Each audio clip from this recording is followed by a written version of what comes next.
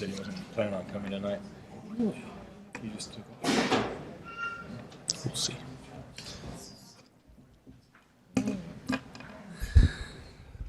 Welcome to the Provo Municipal Council meeting.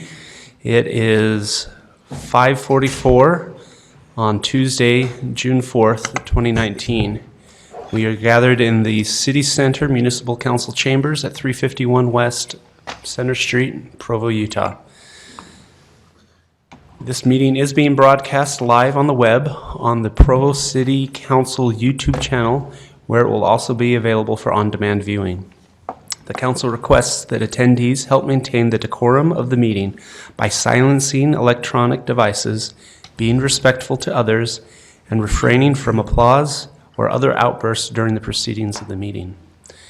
We will begin with a roll call. Mr. Strachan? Cliff Strachan. Dave Sewell. George Stewart. Gary Winterton. David Harding. Kay Van Buren. Dave Connect. George Handley.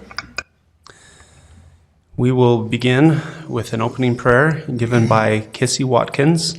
Following her, we will be led in the Pledge of Allegiance by Angela Morick. Sorry, I can't read my handwriting.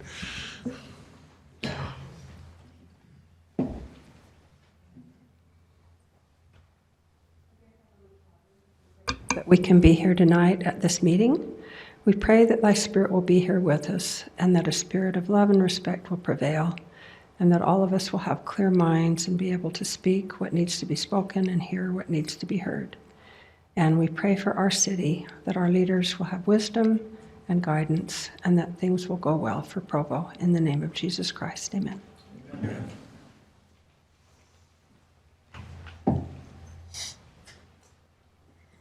Will you please rise for the Pledge of Allegiance? I pledge allegiance to the flag of the United States of America and to the republic for which it stands, one nation, under God, indivisible, with liberty and justice for all. Thank you.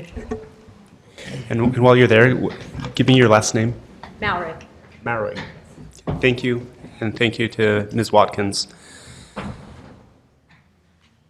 We will begin in the presentations, proclamations, and awards section, where item number 1 is that Judge Romney is receiving, or has received, the Utah State Justice Court Judge of the Year Award. This will be presented by Mr. John Borgett, Director of Administrative Services. Thank you, Chair Harding and the Honorable Council. One of the good fortunes I have as the Director of Administrative Services is working closely with the Justice Court. I've worked with the Justice Court since we opened it, and since Judge Romney was given the assignment or selected as the judge. And so I'd like to ask Judge Rick Romney if he could come up. I want to just read what's on this plaque that he received. It says, 2019 Justice Court Judge of the Year Award, Honorable Rick Romney. The 2019 Justice Court Judge of the Year Award is presented to Judge Rick Romney in recognition of his outstanding commitment to his fellow judges and to the Utah judiciary. It's presented the 25th day of April 2019 by the Board of Justice Court Judges. I'd like to hand that to Rick. He's had it once, but I'm going to give it to him again. But I just want to share a couple. There we go. We're back. Sorry. So I want to share a couple of things. And this was a news release. I'm just going to share some portions of it. It says, there are 108 Justice Court judges in 134 county and municipal courts in Utah. On April 25th, Provo City Justice Court Judge Vernon Rick Romney was recognized as the 2019 Justice Court Judge of the Year at the annual Justice Court Judges Conference in St. George. Judge Romney was nominated for the award by fellow judges and was selected to receive this award by the Justice Court Board. This award is given annually to the Justice Court Judge who provides leadership with judiciary and his or her community. Those judges chosen for this award are role models at their as their fellow judges can emulate strength and improve the Utah Justice Court judges. Judge Romney was appointed to the Provo City Justice Court bench in July of 2007, and that's when we opened our Justice Court. Prior to this appointment, he worked 22 years in the Provo City Attorney's Office, and I've had the good fortune of working closely with Rick Romney since I was hired 23 years ago.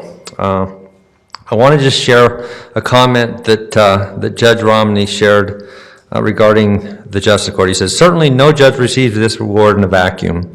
And this award is also wonderful tribute to our court administrator and the clerks for their great service that they give to the public," said Romney.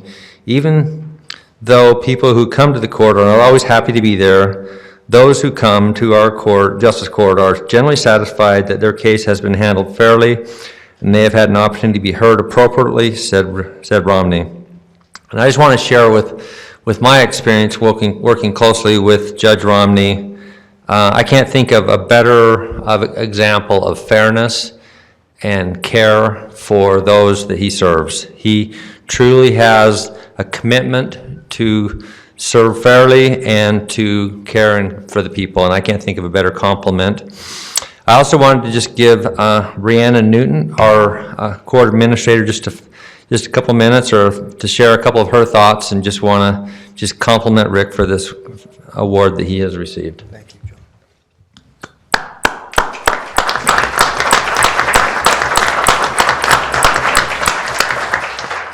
John.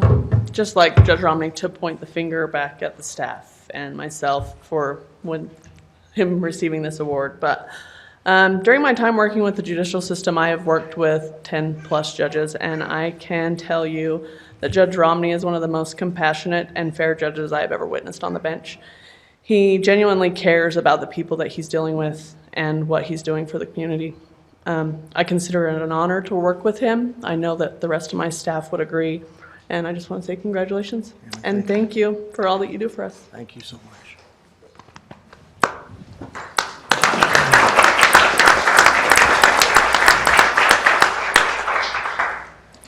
Congratulations, Judge Romney. It's well-deserved, and thank you for 34 years in the service of our city. So thank you. I'd like to welcome the mayor and Mr. Parker and Mr. Jones to the dais. And we will proceed with item number 2, an introduction of the new Wasatch Neighborhood Chair. This will be presented by Karen Tapahe, the council's community relations director.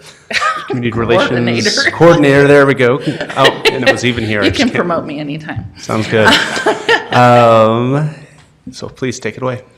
So neighborhood chairs serve 4-year terms, and we've had some ones expire recently, and we want to give a thank you to Melissa Kendall, who was the previous Wasatch neighborhood chair.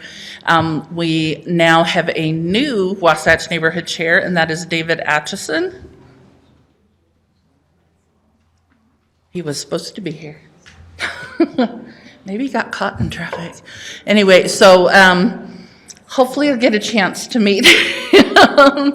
But Melissa did stay on as one of the vice chairs, and so they have several vice chairs and assistant chairs to help out. And one of their first projects was going to be to do some clearing of dead brush. At the advice of our fire department, Chief Miguel has been getting out to the neighborhoods on the east side as we have meetings to remind them of how quickly these fires can spread through our backyards and through our neighborhoods if we don't keep those things cleared.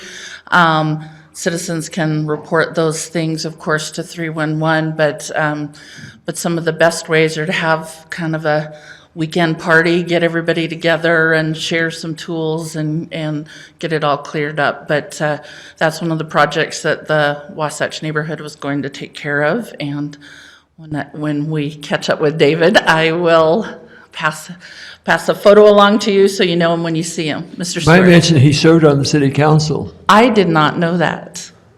You have a great memory for those things.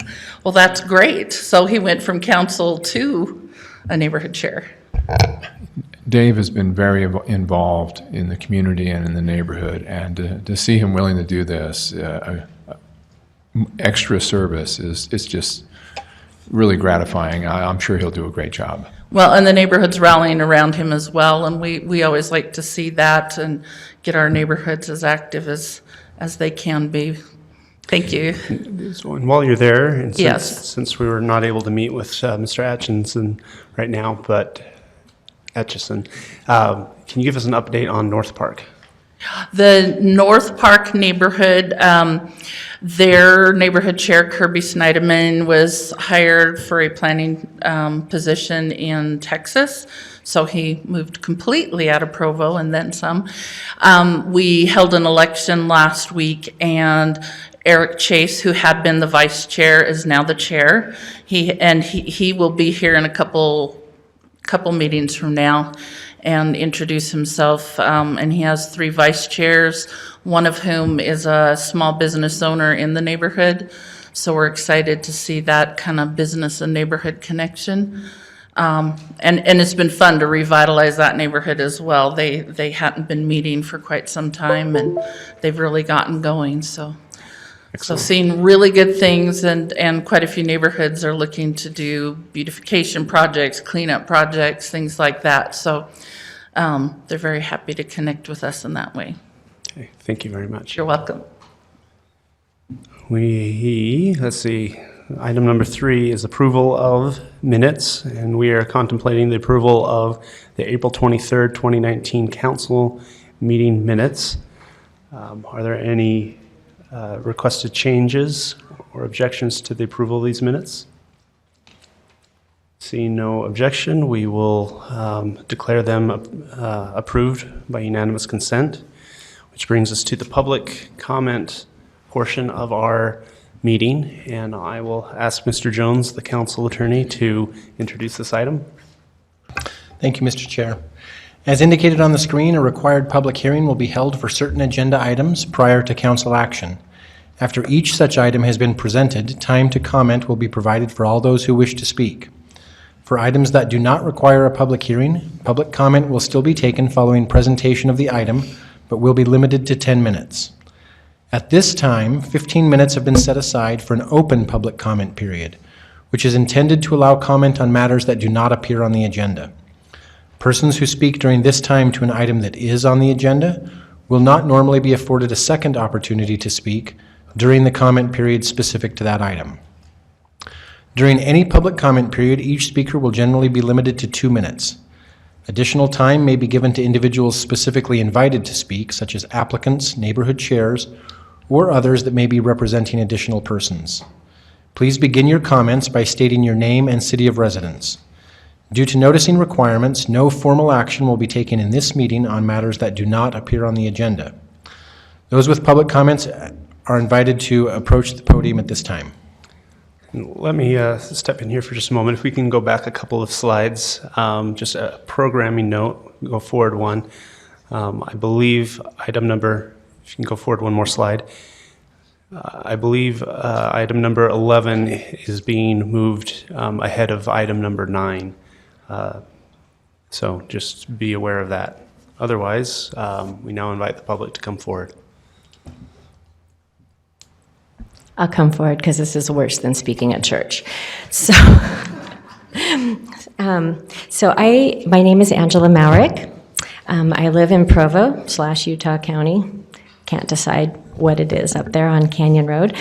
And I'm representing right now several members of our neighborhood. It came to our attention at a meeting last Thursday of this Terra development that has been proposed to the neighborhood. That was the first time any of us heard of it, and it has raised some significant concerns, and I'm here to present the council with a letter that we have drafted. Basically, I will hand you the letter when I'm finished, or I can give you 3 copies right now. That's okay? Go ahead.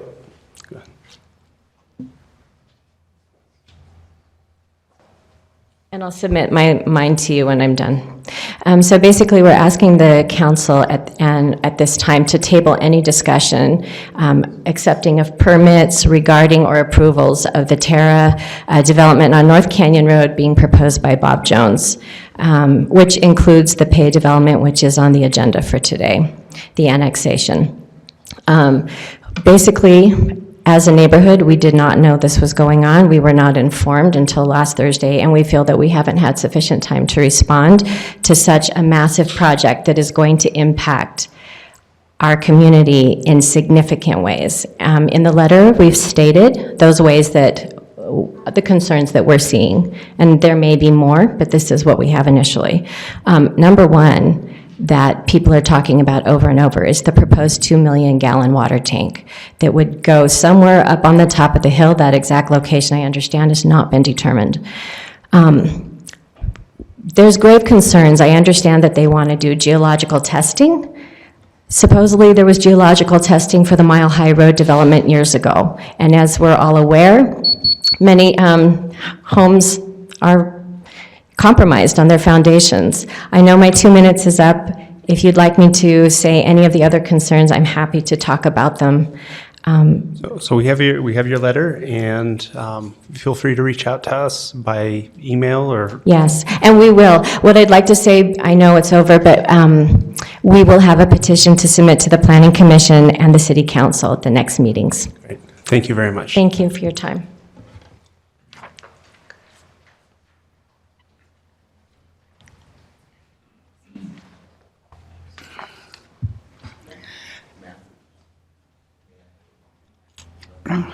Pam Jones, a vice chair of Edgemont Neighborhood.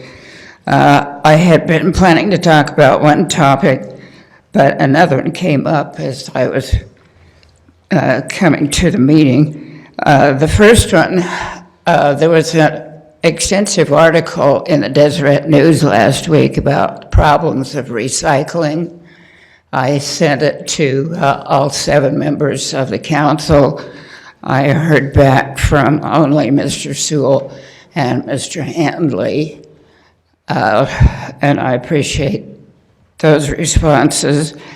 It seems that there is a problem in Utah, as well as the whole country, of the fact that what someone is willing to pay for recycled goods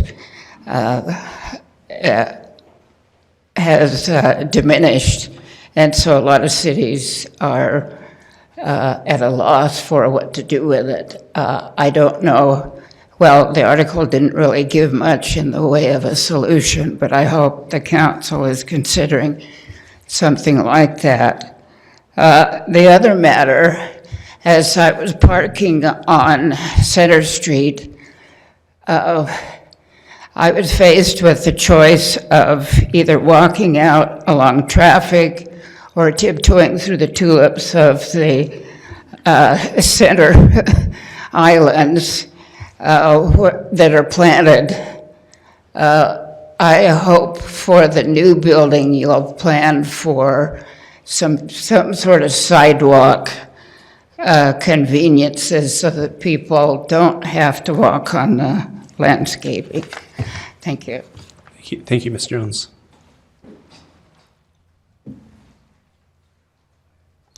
Is there any other public comment at this time? Seeing none, I'll close the public comment portion, and we will move along our action agenda to item number 4, a public hearing regarding a resolution approving the program year 2019 annual action plan 5th year update to the 2015 5-year consolidated plan as amended. And this will be presented by Mr. Dan Gonzalez, Redevelopment Analyst. Thank you, Mr. Harding, and hello, everyone. I was looking for the clicker.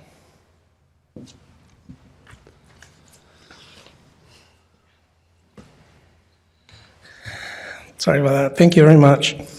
The CDBG and home programs provide the City of Provo and other local governments the opportunity to develop viable urban communities by funding activities that provide decent housing, a suitable living environment, and by expanding economic opportunities, principally for low and moderate income persons.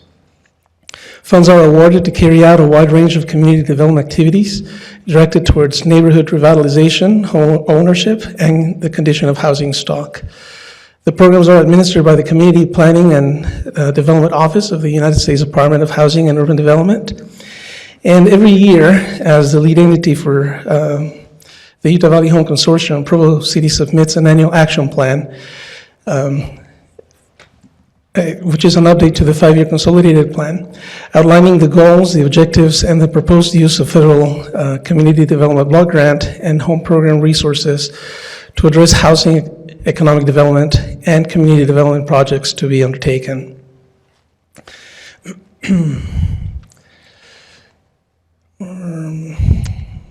So Provo City is a qualified metropolitan city and receives a CDBG entitlement by a formula.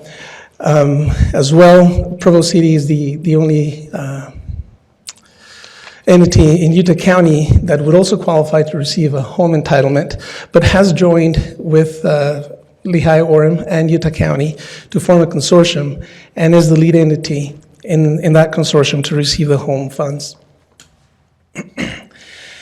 This year, the allocation received by HUD for the CDBG program is $1,255,621.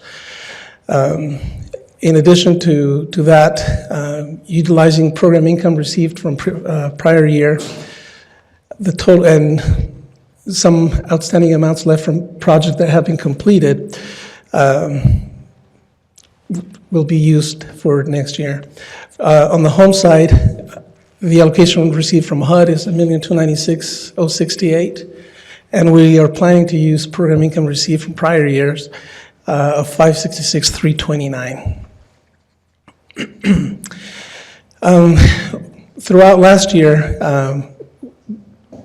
we communicated to you that the entitlements in the county are joining efforts in a regional collaborative effort to facilitate the use of the funds for agencies that apply from year to year, so that it would streamline the resources that they receive, both for the agencies as well as for the entitlements. In that process, this year, for capital projects, family support was selected to receive an allocation of an award of $255,750, and the House of Hope would be receiving $174,600. Now, these are the amounts for the project. For family support, Utah County would be providing $134,750, Orem $74,250, and Provo $46,750. The House of Hope will be receiving the amounts as seen in the screen. This is a proration based on beneficiaries from each of the entitlement cities. Okay. In addition, we also did a process for public services organizations to receive funding, and some of them were directed to continue applying to all three entitlements, and some others were directed to apply only to one. But this is what we are looking for. So this shows what they would be awarded from the three different entitlements: Provo City, Orem, and Utah County. For Provo City, the total is $188,343, and it's intended to be awarded to the organizations as shown. As you can see, some of these organizations are receiving only funding from Provo, and some other organizations are receiving funding only from Orem or Utah County. The numbers listed in the request is the amounts that they put in their applications, thinking globally they would be receiving funding from all three organizations. And a month ago when we saw this, there was a comment from one of the council members, I apologize, I forget who it was, that brought up the point that, I think it was community, where are you? Community action for food bank support. The application came in at 30,000, receiving 9 from Provo, 12,000 and change from Orem, and a full 30,000 from Utah County. A total award of 51 would technically be seen to be as above what the application is. But what I need to help us understand is that this is the first time that we see what Orem and Utah County award. In previous years, all we have presented to you is what Provo is awarding. So in previous years, it could also have been the case that after pulling the total amounts that any organization had requested, would have received seemingly above of what the original ask was. So, was it Mr. Connect? So yeah, people need to understand that these nonprofits can apply to Provo, Orem, and Utah County, and they may or may not get money from each one of them. And they apply based on how many people from Provo, Orem, or the county they happen to be serving. And so I appreciate the fact that you put it up here. It may be initially a little confusing, but we allocated what we thought we could based on all the requests for other, and balancing everyone else's request. And I would just say that these nonprofits that do social service work, they spend the money effectively on very important services for the community. They have to document it. It's not like if they got extra money, it would somehow be frivolously spent. Correct. Thank you for pointing that out. Yes.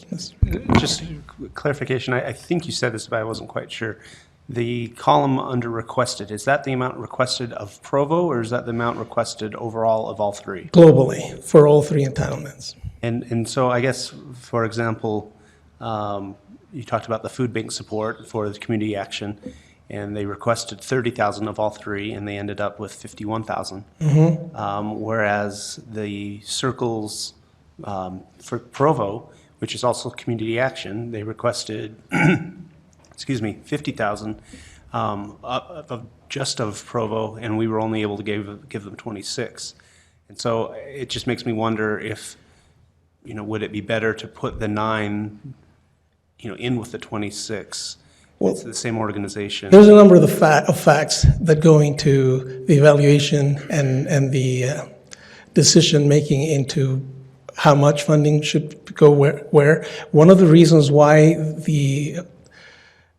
it was only 50,000 that the committee decided to award to boys and girls is because, first of all, is a program that is first year.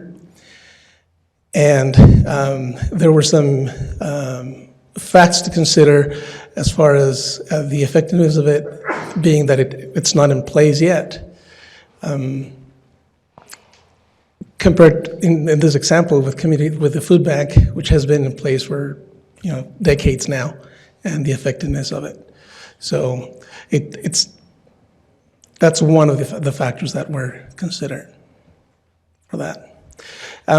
Now, your suggestion of putting those $9,000 somewhere else, that would make it so that people from Provo, it would make it hard for community action to assist citizens from Provo since they have no funding awarded.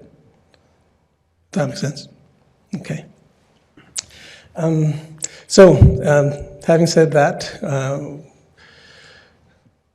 let's see.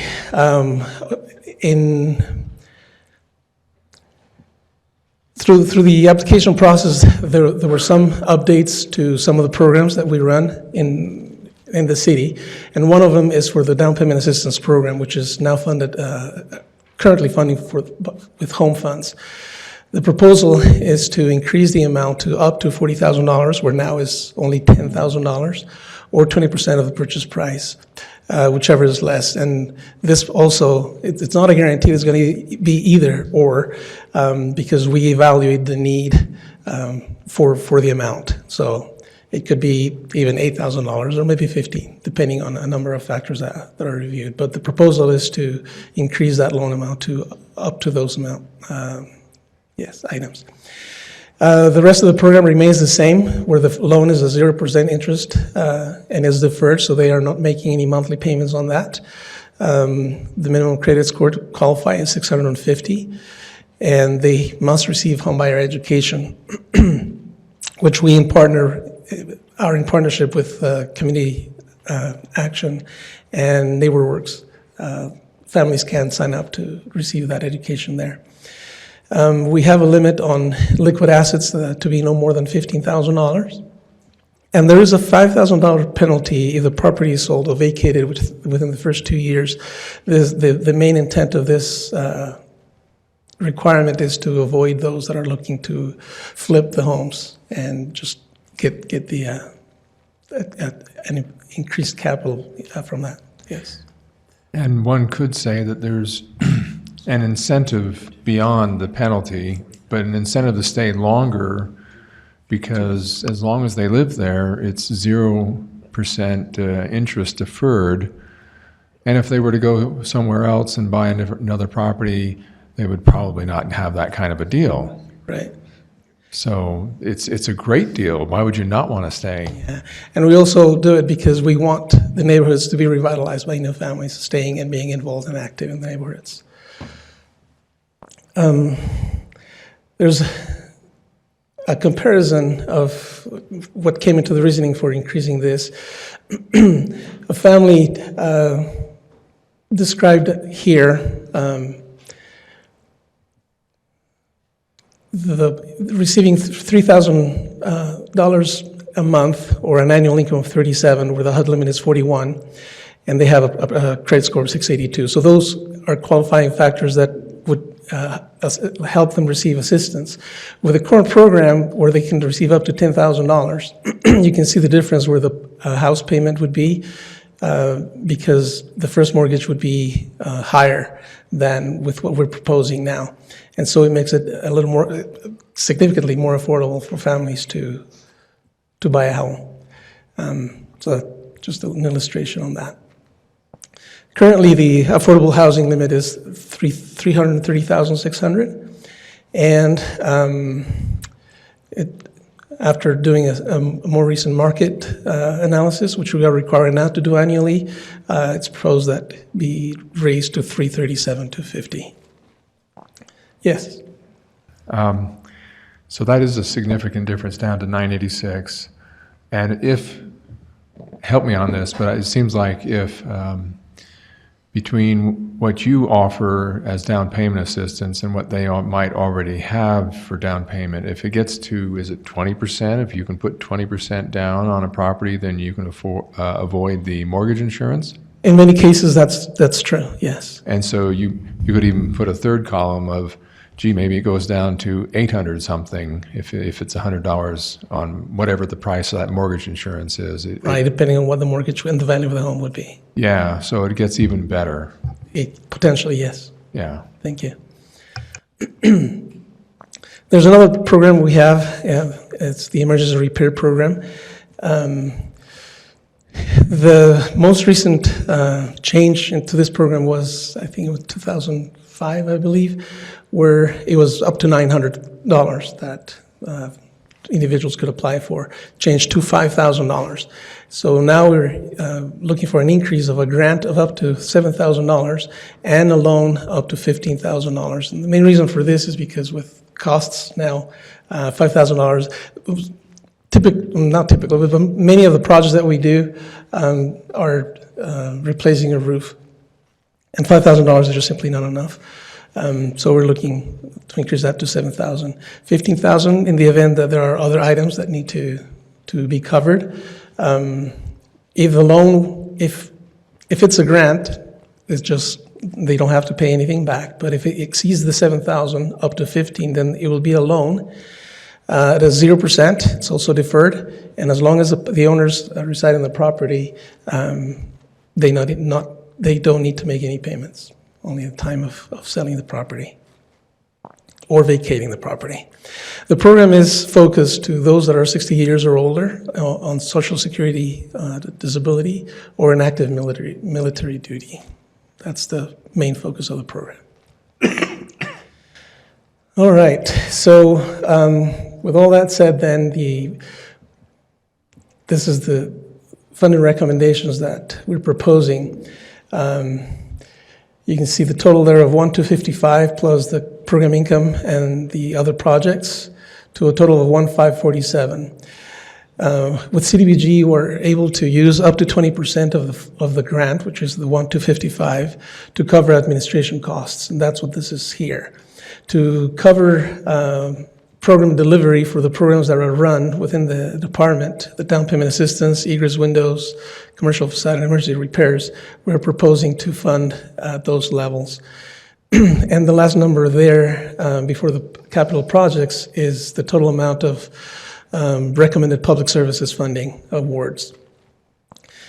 So that leaves $1,042,000 for other capital projects, and that's the list of capital projects that we're proposing through the committee. A couple of years ago, the city approved the application and received the award of Section 108 loan to assist with development for Duncan Aviation at the Provo Airport. And so now we need to set aside funding to pay that loan. And so that's the first item there. Then we have 5 different rehabs for public services organizations. One of them is family support, which is what we're doing in conjunction with Orem and Provo.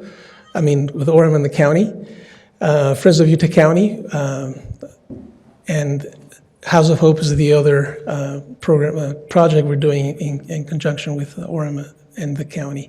At the bottom, there's the Alpine House and Turn Community Services that are also receiving an allocation for rehabilitation. And then in between, you have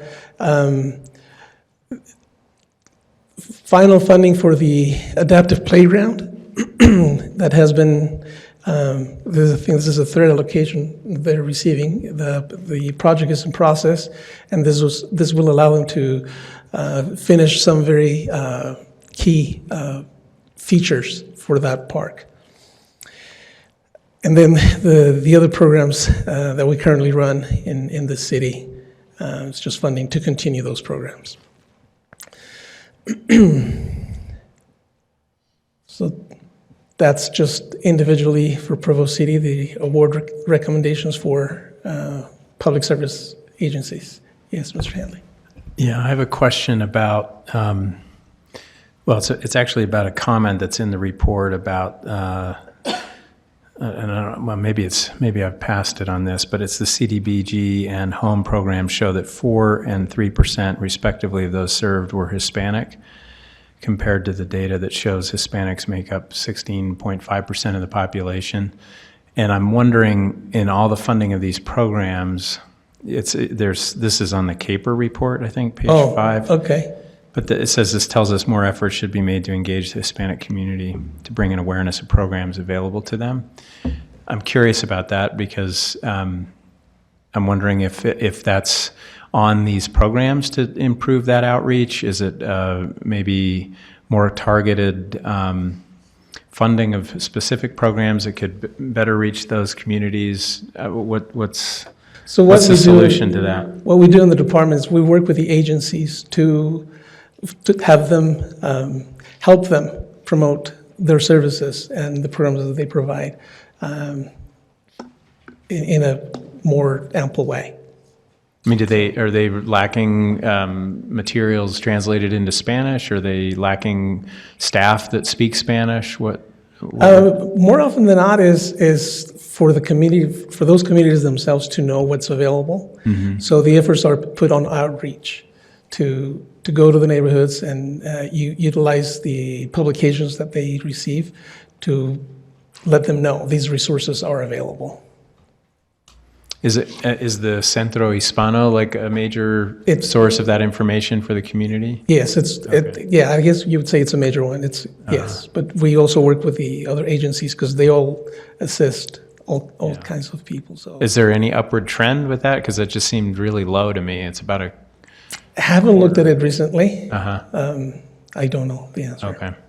specifically. But as the year is winding down, we are starting to look at that data and see where we are. Okay, and then lastly is the recommendation for home funding. That's what we're receiving from HUD, $1,296,000 plus program income gives a total of $1,008,000. Even though here we can use up to 10% of the grant for administration, which is what we're requesting and recommending be funded. In this program, we must allocate a minimum of 15% from the grant to community housing development organizations. There are 3 organizations within the consortium that can use the funding.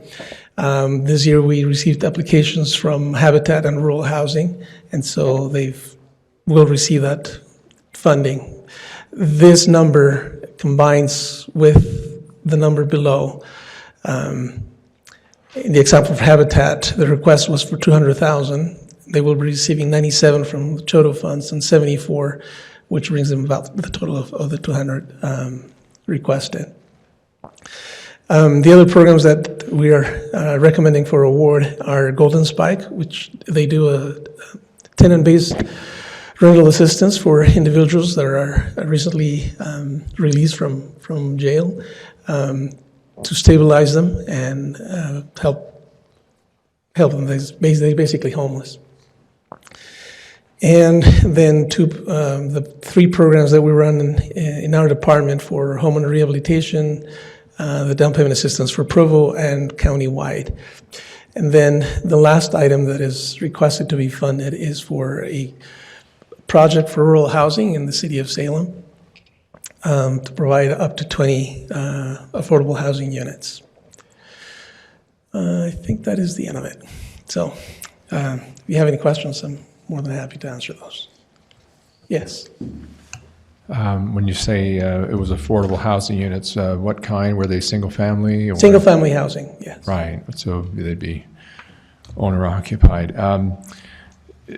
Sometimes when we talk about these programs, we're so used to using terms like CDBG, the public doesn't necessarily know what it stands for, so Community Development Block Grant. Right, Community Development Block Grant, which is what the federal government named it many, many years ago, I guess. Mm-hmm. And does the home also have a... No, the name of that program is Home Investment Partnerships Program. They just use home. Yeah. Okay. Thank you. Okay. Mm-hmm. Any other questions? All right. Thank you, Mr. Gonzalez. We will open this item to public comment. If there's any here that would like to speak to this item, you may come forward at this time. Seeing none, we'll close the... Oh, I apologize. I called that a public comment period. This is actually a public hearing that by state law we're required to take public comment, so it's called a public hearing. So I'll call for comments one more time. Okay, seeing none, we will close the public hearing and bring it back to the council for discussion. Is there any questions, comments, discussion on the numbers we've been presented and what we're being asked to approve tonight? Seeing none, let me just make a quick comment. Mr. Gonzalez, I believe that we have 15% of the CDBG earmarked for social service programs, and I believe the federal limit is 20% on that. Is that correct? It's 15%. 15% is the maximum. Right, 20% is for admin. Okay. Admin costs, 15%, up to 15% for public services. And so we were already maxing that? Yes. Okay, thank you. Mm-hmm. So with that I guess eliminates my comment. Mr. Connect. I would just point out that some of the capital improvement projects, we're also helping those same public social services. Yeah, thank you. Okay, if there is no other comment, I will call for a vote on the implied motion. All in favor? That's unanimous.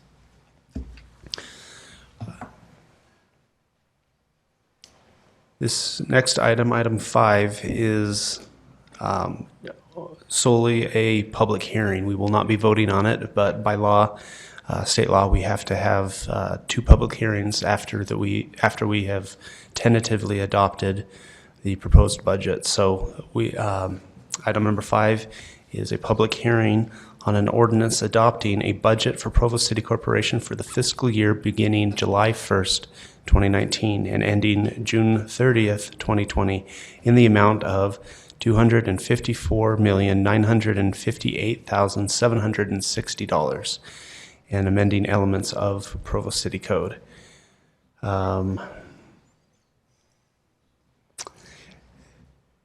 So we will look to Mr. John Borgett, the Director of Administrative Services, to present this to us.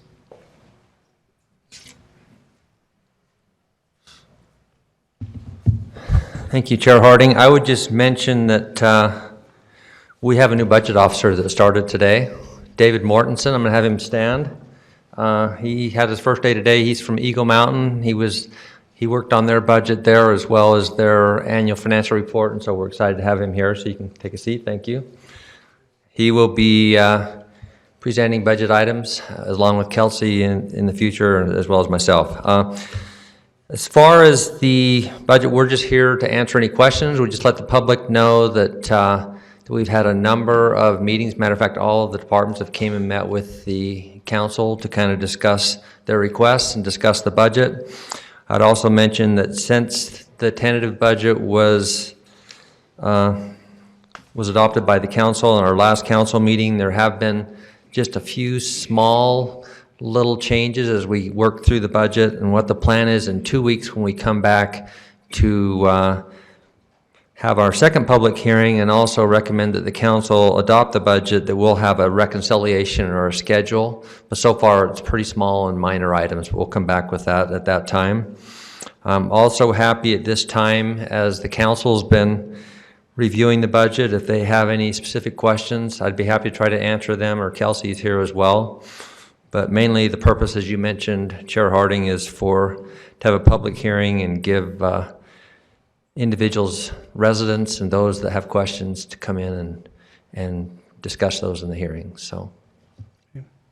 Thank you, Mr. Borgett. Are there any questions or comments from Mr. Borgett? Okay, thank you. Yeah. We will invite the public to come forward now and speak in this public hearing. Seeing no comment, we will close that. Is there any council discussion on this item? Seeing none, we will continue to the next item. And in order to do that, we will recess as the municipal council. So if there is no objection, we will do that. We will recess as the municipal council and reconvene as the Redevelopment Agency of Provo by unanimous consent. And we will have a presentation by John Borgett on a public hearing on a resolution adopting a budget for the Redevelopment Agency of Provo for the fiscal year beginning July 1st, 2019 and ending June 30th, 2020, I believe it should say, right? should say 2020, that's correct. Yes, we should make a revision or a correction to that. In the amount of $2,429,132. Yeah, and I would just remind the council and the public that that the redevelopment agency is a separate entity. It's not a separate entity from the city, and this budget as well follows the same requirements that we have this public hearing, and the intent in 2 weeks would be to also adopt this budget. And if there's any questions regarding this budget, that we'd be happy to try to answer those now if the council has any questions.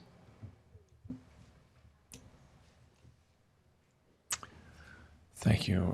Seeing no questions, we'd like to open this for the public. If anyone has any comments or questions.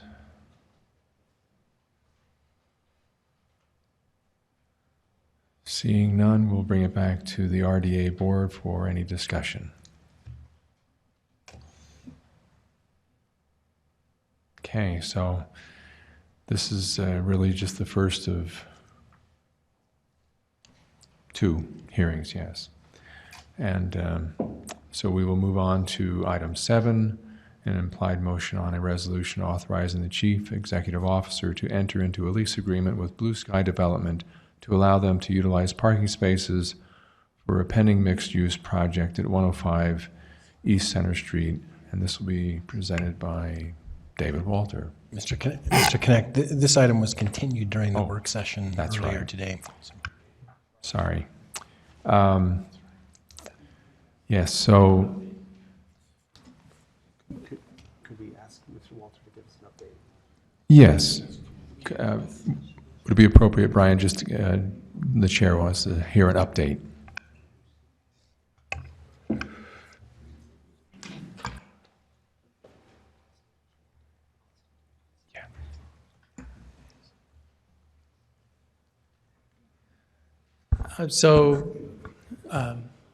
Mr. Chair Connect and members of the Redevelopment Agency Board, I did have the chance this afternoon to speak with the developer, Mr. McKay Christensen, and express to him the desires of the agency board. We had a prolonged conversation. He's good with one of the provisions. He would like to come in and discuss with the council some of the ramifications of the other provision that we talked about in closed session. So I'll be coordinating with Mr. Strachan on a schedule to set up some of those meetings with you as this moves forward. I'm available for any questions. Thank you. Thank you. Thank you for getting in touch with him, Dave. That was very appreciated. Okay, so being as this actually has been continued, we won't proceed with having any public comment or discussion. And if it's appropriate, if there's no objection, we can now adjourn as the Redevelopment Agency of Provo and reconvene as the governing board of the Stormwater Service District of Provo. Thank you, Mr. Connect. So as the Stormwater Service District,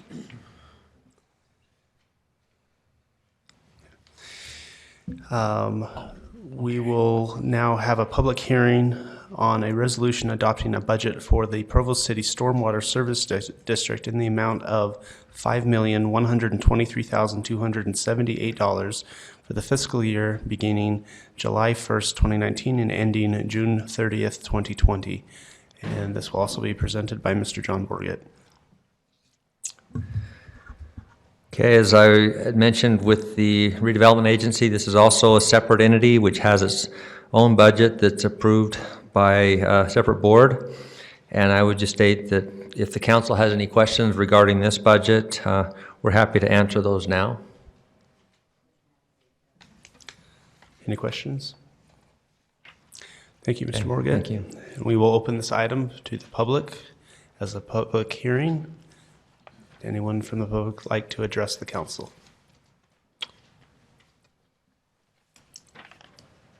Steve Johnson. I reside in Provo.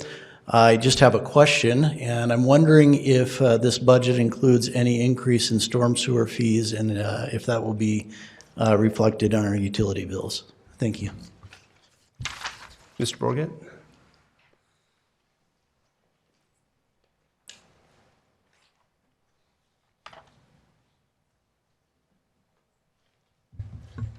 It does, and trying to remember, Dave, do you remember what the storm drain rate increase is? It's in the budget document, I could find it, but do you remember? It's about an 8 or 10% increase. What is it? It's 80 cents a month is what the rate increase is, so thank you, Wayne. Thank you, Mr. Borgett. Any other questions or comments from the public? Seeing none, we will close the public hearing and bring it to the council for any discussion. Seeing no discussion, we will adjourn by unanimous consent as the Stormwater Service District and reconvene as the Provo Municipal Council unless there is an objection.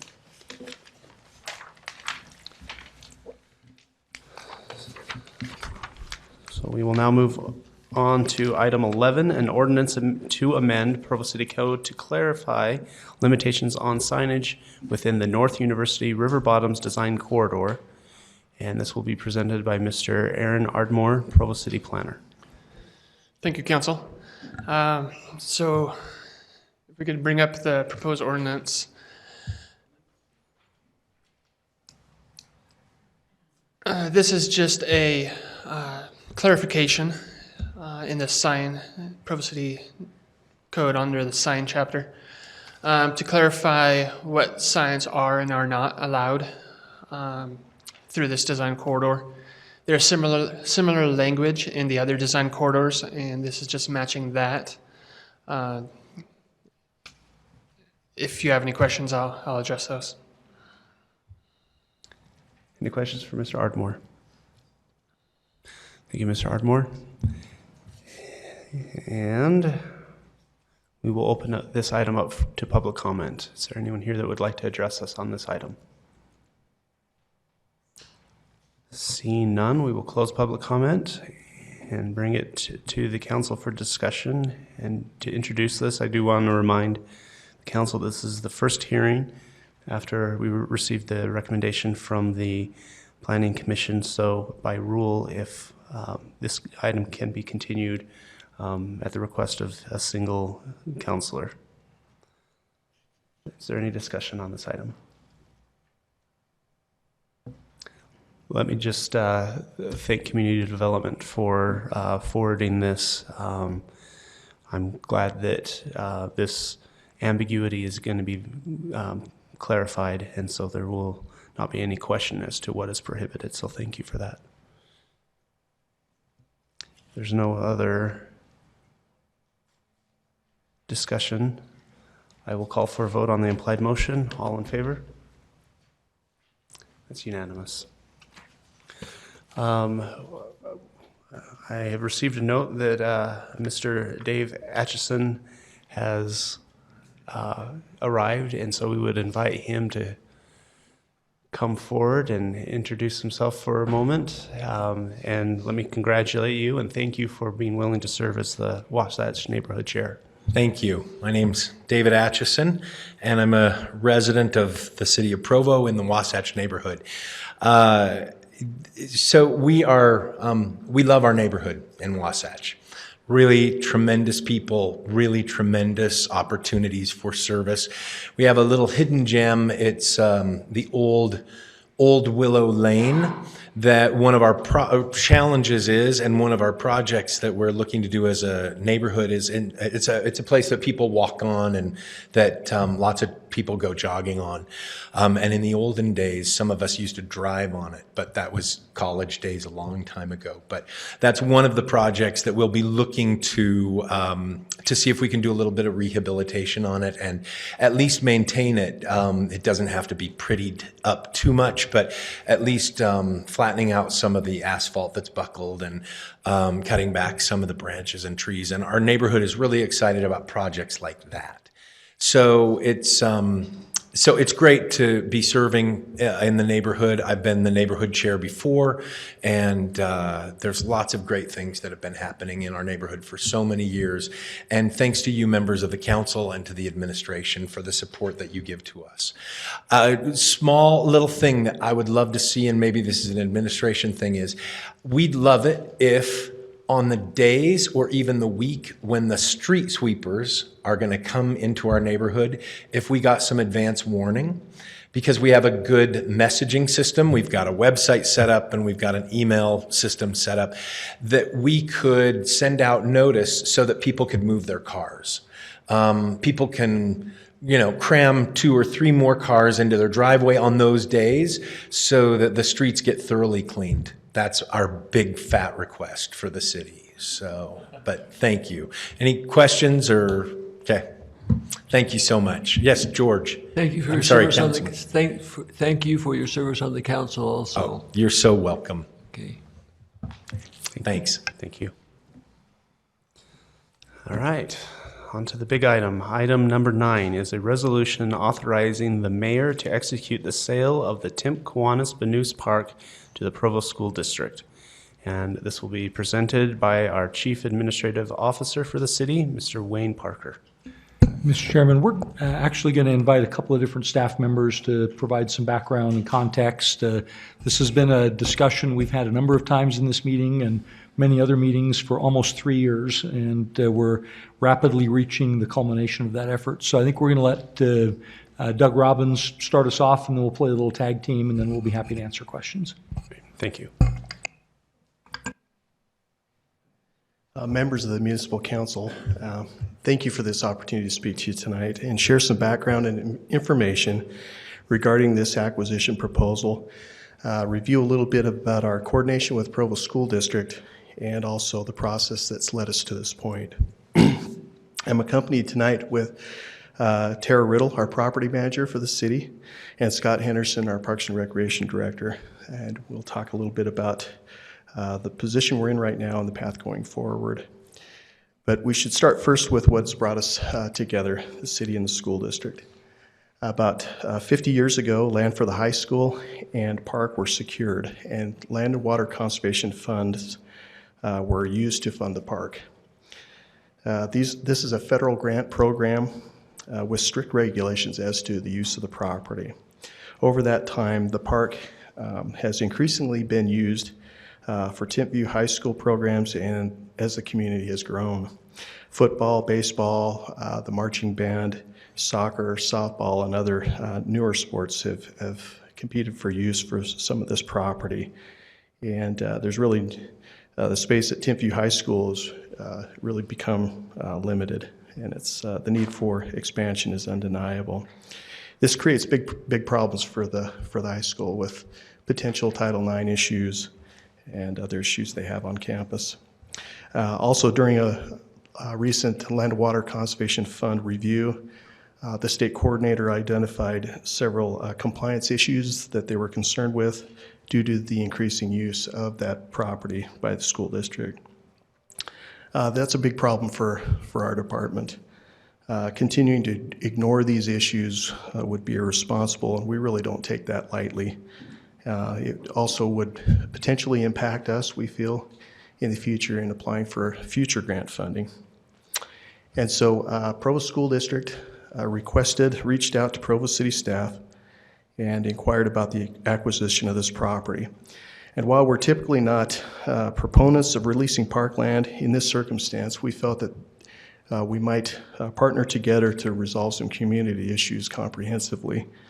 And so there is a remedy under the Land and Water Conservation Fund regulations called a conversion, and that's the process that we pursued. Land and Water Conservation Fund involves federal regulations that are administered by a state coordinator. It requires an extensive public process, including feedback that is documented and submitted with an application to be reviewed by the state coordinator and also federal coordinators. The conversion process requires a highest and best use land appraisal to establish the value of the land and requires acquisition of equal or greater land value. An important regulation that a conversion site is that the conversion site, the mitigation site that you move to, has to be unsubscribed, meaning that it can't be part of an existing planning effort. So that was another challenge we faced. And Provo City owns the land adjacent to the high school, and Timpview High School needed that property, so it seemed like a good opportunity to solve these problems. Tara Riddle will now take over and talk a little bit about what's led us to this point and the efforts that we've gone through to get here. Good evening, Council. We've spent some time this afternoon discussing this, but I thought it important to again review some of the things that we've done so far. As Doug mentioned, because the city's property was encumbered with the Land Water Conservation Fund stamp or designation, we were required to go through the conversion process before it could be sold. Now, this process by design is very difficult and time-consuming. The school district has participated with us and have gone through this process by helping us pay for a consultant and helping us hand in hand in going through the public hearings. This has been a very public process, which has included many public hearings and opportunities for input. So we have a slide that gives basically the 17 steps in completing this entire process. And I'm happy to announce that we're way beyond half, so that's good. We were approached by the school district back in the summer of 2016 about selling the Tip Kiwanis Park. At that time, we sent a letter to the state indicating our intention of going through the conversion process, and that was done in October of 2016. We started what they call the environmental assessment, and that's prepared by engineers. We have a lot of input that goes to the historical documentation of the property, as well as input from the neighborhood.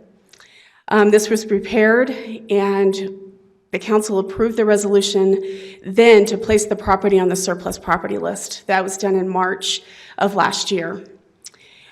As part of the process, we have to designate a property that we're now going to move that Land Water Conservation Fund designation to. This is not an easy thing. We've got to find property that can be converted into a use for park. It can't be something that we already own or that's already been designated for recreational uses. So we were able to identify a property that's located in the southwest part of Provo, out by the airport. And we executed a purchase agreement with the Church of Jesus Christ of Latter-day Saints for the purchase of that replacement property. That purchase agreement was fully executed in May of last year. We then released the draft EA for a 30-day public review period, which was done on July 30th. We addressed the public review comments that were brought in from the public, and then we re-released that draft for another 30-day public review period in October. It should be noted that the federal government only requires us to do the 130-day comment period, but we opted to do an additional one to make sure that we had addressed all of the comments. We then presented our final EA to the City Council in November of 2018 and then submitted the conversion proposal to the state. The state oversees this for the federal government. They then forwarded it on to the federal government in January, and we received notice that the conversion proposal was approved on May 23rd. The date of the letter is May 20th. And I can't understate enough how this is a huge accomplishment for us. This is not something that is done very often, but I think the National Park Service recognized that this is really going to be a benefit to the overall community of Provo. Tonight, what we're doing is considering the purchase contract with the Provo School District and appropriating the funds for us to close on the property with the church. We do have some deadlines that we're trying to meet. We will need to close with the school district before July 1st because our deadline with the church is on July 1st. So we need to close with them by then. The sale agreement is a very typical agreement. I think the main issues that we want to discuss is the actual purchase price. We will be selling 2 parcels to the school district. 9.4 acres is essentially the area where the Tip Kiwanis Park is located, minus the well house that we're still operating on the property. We'll be retaining the actual ownership of the land that's underneath the well house. The school district will also be purchasing a portion of Hillside that the city owns. This property was acquired years ago to help safely get students down from the neighborhood that's up above down to the high school as well as the Edgemont Elementary School. So the total purchase price, which is based on the Yellow Book appraisal that Doug mentioned, is the $2,130,873.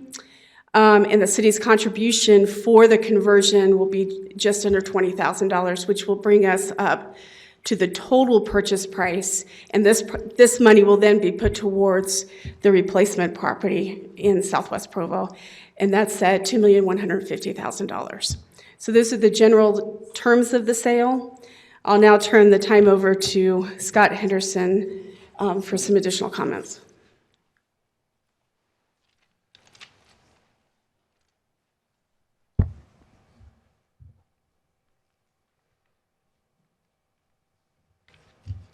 So to summarize Parks and Recreation's role, we have been acting as the department representing both council and administration in working through the land and water conservation process, and that's where at this point. This is the natural sequential point after approval comes from the federal government, then really a decision on the dispensation of the property would occur at this time.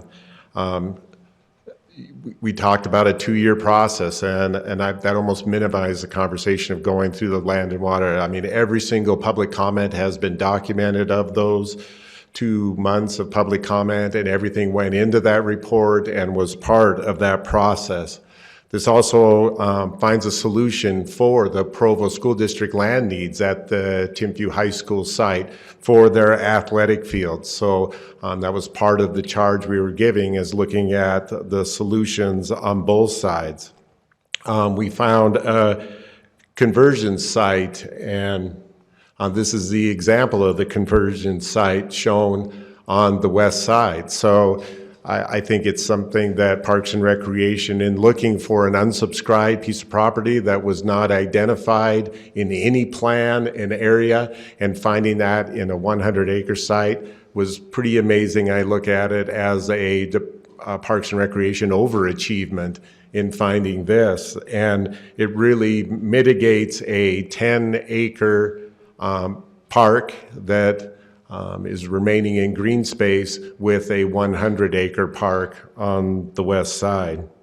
We negotiated the purchase on this mitigation site, and there's a lot of people that know that story going into this. A very complicated site, and just look at what the seller had to accept. They had to accept an offer in a time of real estate property value advancement, and had to stick at that price for 2 years, and then come up with very favorable terms for Provo City to be able to go into this site. And we appreciate their patience and their commitment to our mitigation site.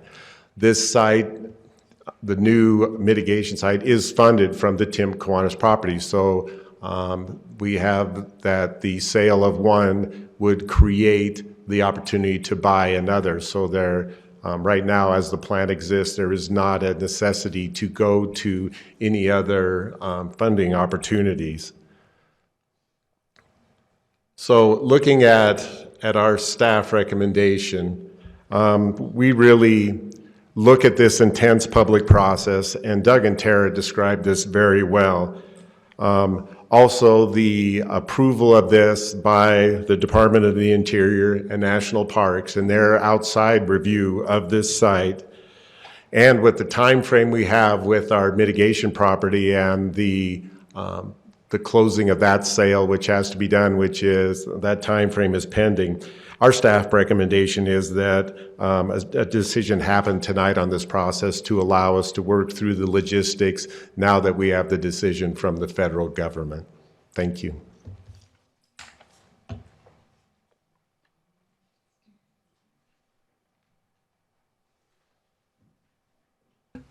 So that's the end of the tag team presentation. Wonderfully done.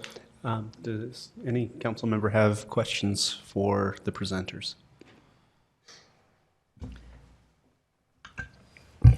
This might come up a little bit later, and Scott, I talked with you about this before.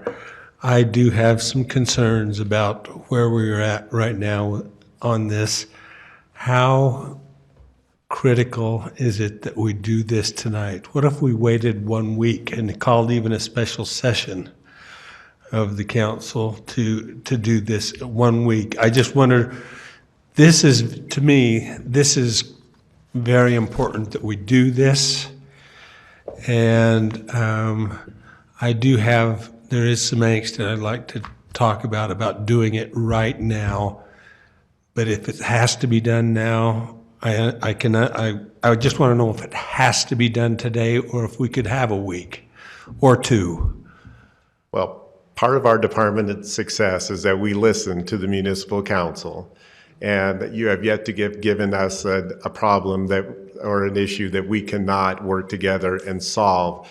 But the time is running out, and that's why I brought up this intense public process, is if there is something that would come from a week delay or a special meeting or all that, that is really your determination in my mind. You're asking me to ask a question for a lot of ripple effects and closings and land transactions and all those things, which Tara Riddle can work miracles, and I've seen it a million times, but I don't know. I don't know if it's completely possible if case any type of complication came into this. I appreciate that. This is my angst, and this is my concern about where we're at right now. I remember when we submitted the environmental assessment that there were times when we said, we talked with the school board and they said, we don't want to talk about it right now because we don't even know if this is a possibility. We want to find out if it's a possibility that we can even buy the property. We may not even be able to buy it.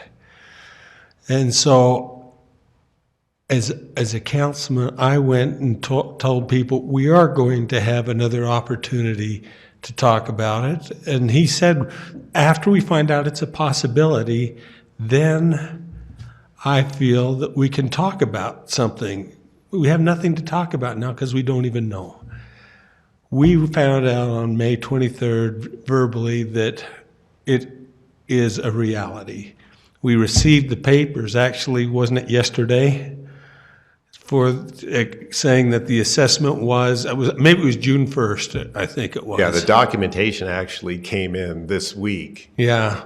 Was it from the federal government? Yes, yeah, yesterday. This week. So that's my concern, and I think this is important enough that we do this, but I do feel some obligation to the community that said, okay, as soon as we get this environmental assessment done, then we'll have the opportunity to talk with the school board again. Because they did not want to talk about it until the assessment became reality. And that's my concern with this. I really believe in this. I go through the project and say, this is going to solve problems for the school. This is going to solve problems for the city. This is a great economic opportunity for our community. We have a great deal. Tara did an amazing, and the mayor and Wayne, and I don't know if Mayor Curtis was even involved in this to get this done with the church was, it was fabulous. And that's an understatement. And so I don't want to lose this opportunity. And even if it's just 1 week, I would like to have the opportunity to go to the neighbors and say, you got 1 week. We told you after the environmental assessment came out, you would have the opportunity to talk about it again. But if I don't want to lose this. We can't lose this. We can't afford to lose this in the big picture of the city.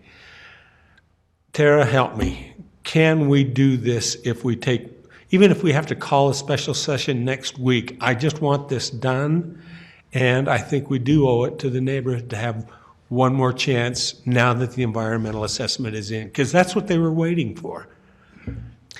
So my preference would be obviously to have a decision tonight if we could. If we can't have one tonight, a week would be stretching it. I think 2 weeks is going to be problematic for us to try to get all the closings done that we need to. What can I ask then I don't even know, what do we need to do? Gary, do you know the council wants to delay it? I don't know whether the council wants to delay it. That's why I want to talk about, I don't know if I want to delay it, George. I need the information to find out whether I want to delay this or not. And so I want to know what opportunities we have as a council, because I am not at all in favor of losing this opportunity. I think this is very important to our city. And with that being said, I am interested in finding out what are the notification rules to have a special session next week on Tuesday or even Monday. I just want to, I feel there is some obligation. Gary, I'm having surgery Monday. I wouldn't be able to attend. And I appreciate that, George, and I can understand that. Again, this is my angst. It's not that I don't want this to happen. I really do. I just feel that I remember Keith Rattel coming in and saying, I don't want to talk about it now because we don't even know if we have anything to talk about. And now that we definitely have something to talk about, it's a reality for us now. And so if there's any way that we can take a short period, I don't care. What's the noticing requirements? Maybe we have 2 days. Maybe we give somebody that says, go to the mayor and talk with, she's going to have to negotiate this anyway, and say, go to the mayor, you got 2 days, we're going to reconvene as a council on Thursday. And vote. What's the noticing requirements, Brian? You just need 24 hours noticing. To me, I'm ready Thursday. I just feel that there is some obligation because I felt that we promised the community, okay, hold your jets, just cool your jets for a minute here until we know whether there's something to talk about. Now it's here. Give us 2 days. Let's talk with the council, talk with the mayor. These are the things that we would like to see in the environmental assessment. And I'm ready to come back 24 hours. Let's see, 7 o'clock. I can be here at 8 o'clock tomorrow night. I don't care. I just would like those 2 days. And personally, I don't see a lot after talking with Superintendent Rattel about where we're at. I don't see any problems with what he's proposing and what I've heard. I would like the public to be able to hear that. I would like the mayor to have a paper in front of her. She says, yeah, this is what we're agreeing to. And that's something that I think the rest of the council, I appreciate that, George. I don't know whether the council will agree to this. That is my concern, the concern that I feel some commitment now that the environmental assessment is to have those talks that I felt we promised them. But I want to do it just immediately and get it done and over with to give you every opportunity to do what you need to do because this is critical. Mr. Van Buren. I'd just like to follow up a little bit on what Gary is asking for. I'm a little confused on what you can learn between now and 8 o'clock tomorrow that we can't learn tonight. This is scheduled for public comment tonight. That's part of our purpose of having this meeting and having it here tonight is to have the public comment.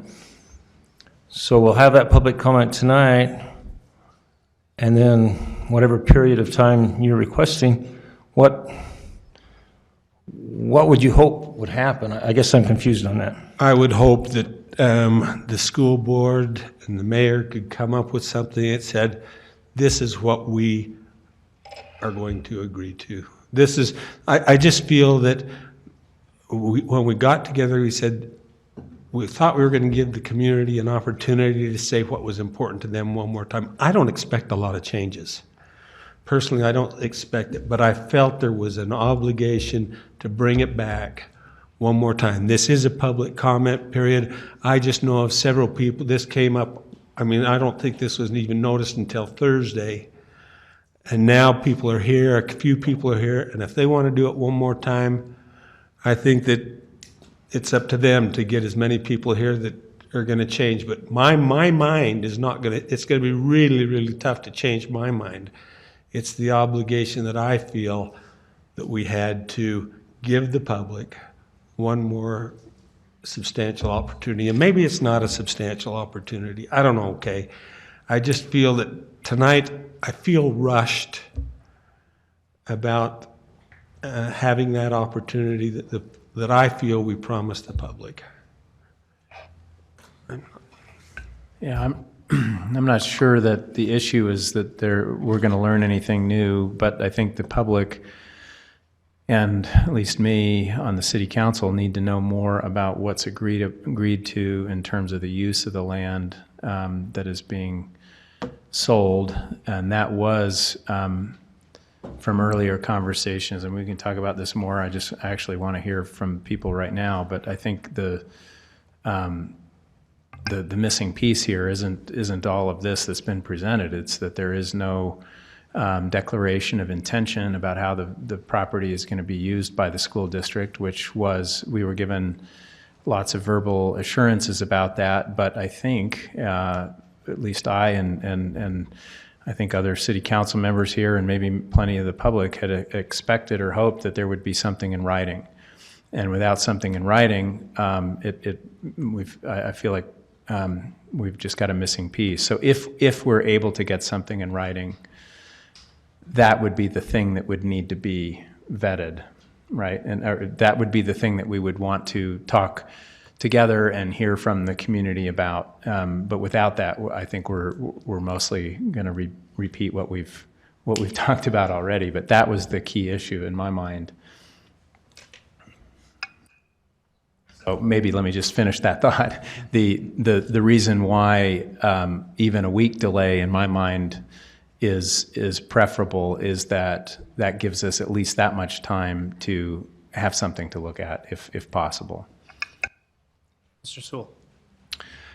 I also feel the key issue is having a written agreement, and I have more to say, but I'd like to hear from the public first.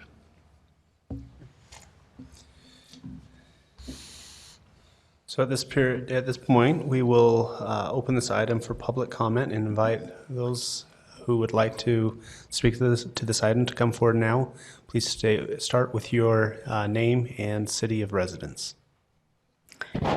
Marion Monahan, Edgemont Neighborhood Chair. What I'm hoping for tonight is that the council and the mayor will have the wisdom of Solomon. This is not just a piece of land. It's 10 acres that 2 people have an interest in. The neighbors who put a lot of time, money, and energy into putting this park together, putting in the equipment, and the school who does need more room. Now, over the years, we've used it together. It's like, to me, books are meant to be read. You don't just stick them on a shelf and hide them. A park is meant to be used. So the more use it gets, I think that's the better thing. We've shared. We haven't had trouble. So they use it for their band and their this and that. That's fine. I would hope that we could come up with some kind of an agreement that would satisfy everybody. We're not going to all get what we want, but at least try to come up with something. The neighbors, of course, have assumed that this was going to be a park forever. And we assumed that because not you, but a council before you signed a statement saying that that's what they wanted. Now it's all changed. But can't we still work together and come up with something? Some strong deed restrictions or something. I would really hate to have it go to the school board again and then have them put gates and locks and we can't use it anymore. We've seen them do that in other schools and other places, and it's our neighborhood park. We love it.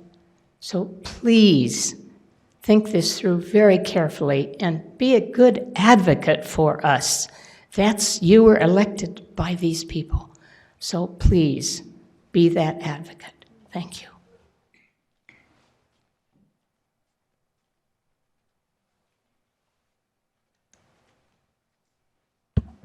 Sharon Mehmet, I'm also from the Edgemont neighborhood. I appreciate your comments about not rushing this at this point. I do feel like our neighbors in our neighborhood were given the impression that we would have more time to talk about this. Not that this wasn't a done deal. We appreciate at this point that the plan is to sell the park. But as Councilman Handley mentioned, we were also given the impression that we might have some say in the either deed restrictions or a conservation easement or something in that contract. Sorry, I wrote down, but even as you're talking, it's changing, and so we're feeling like we want to give more input on this. Councilman Van Buren mentioned that this is our chance to speak as a public, but there's several of my neighbors that were already out of town when this was noticed on Thursday. None of us saw the document from the Parks and Rec people, I'm sorry, not Provo City Parks, but the National Parks and Rec people until today, so that we could see what that expectation was going to be. We can see in that letter that money is earmarked already for across town. I wonder if it's possible the church is historically a good neighbor, a good contractor, if they would consider extending that closing date since the plan is to purchase the property. That plan is not changing on that end. I don't know. Anyway, that if there's some way for I know the resolution is for you to authorize the mayor to make this sale. I don't know if there's a way for the neighbors to add to the resolution that the neighbors or the council could get in on looking at that contract before it's done. Mostly simply so we could have some input on that, simply because many heads make great ideas. One that we came up with this afternoon is simply to maybe add to the well house piece that the city is keeping the whole southern 1.5 acres. That's where the playground equipment currently stands that the neighbors have invested in, that might stay in the city hands, so that we would know that wouldn't change as easily as, mostly we're concerned that even with the easements or the deed restrictions, it only takes one board meeting to make that change. Thank you.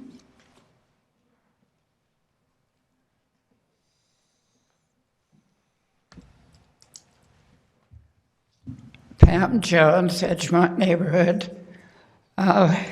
When this matter came up a couple of years ago, starting with rumors that there was going to be a sale to the school district without any neighborhood input, there was enough ruckus raised by the neighbors that we were losing our little park.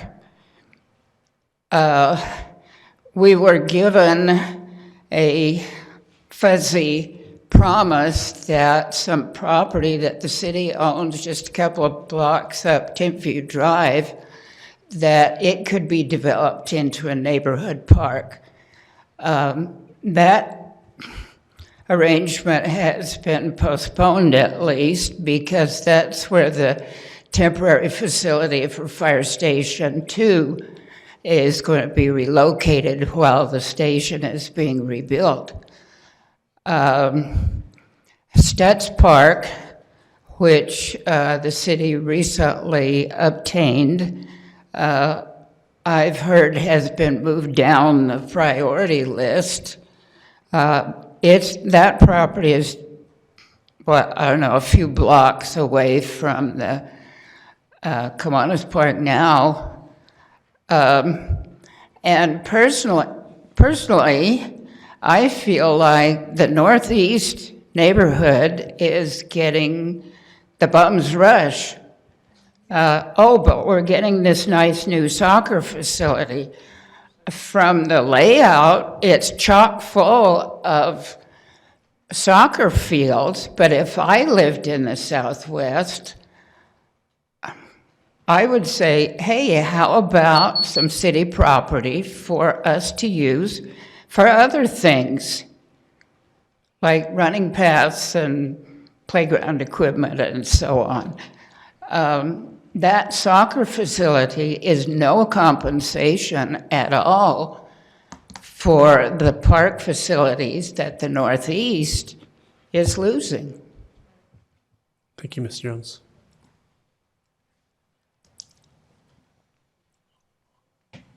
My name's Mike Rohn. I'm the Northeast Area Representative. I've been attending meetings on this issue for a couple of years, and we'll try and represent the whole Northeast area, as well as interject maybe a personal opinion or two. My understanding is that this was initially mandated, if that's the right word, by federal action, and that we have to do something relative to this property, and that we've looked at a number of issues and we've had neighborhood input. We have not resolved it. We haven't come to a complete agreement with all of the parties. But I'm concerned if the school district is a major party in this, that there's not a representative of the school district here tonight. I'm concerned that we don't have things spelled out about the use of the land. I would hope that, as the neighborhood chair has indicated and chairs from the adjoining neighborhoods have indicated, that the facilities, even though they're primarily for the school district use post this transaction, that it would still be usable by the neighborhood in off hours and when there's non-school events. Additionally, I think the mandate, as I understand it, from the federal government requires that the purchase of land be basically greenbelt type land, which pretty much moves it to the western side of the city. But that said, I do think there is an obligation from the city part to replicate in some means the park that's being lost by the neighborhoods in the north and to accelerate that. Now, that may mean that you have to reallocate funds from other issues to put that priority up there. I understand that Fire Station number 2 is going to take some of the land for a short period of time, 2 to 3 years, but there's still additional land there that could be used for a city park to facilitate the Northeast area to do that. I really think that it's imperative upon you to take a look at that and to re-accelerate and maybe change the priorities of the park department or to allocate more funds, though these funds can't be used for that purpose, to provide the neighborhoods that's giving up this land, that much of it was acquired and enhanced by private contribution, to replicate that and to provide that benefit back for the citizens of this part of the city. And I understand that neighborhood chairs get additional time, Chairman. Thank you. When being invited. Thank you. Thank you, Mr. Rohn. And I apologize that you didn't invite them before the general public, but I hope that is not an ongoing trend. Thank you. Thank you.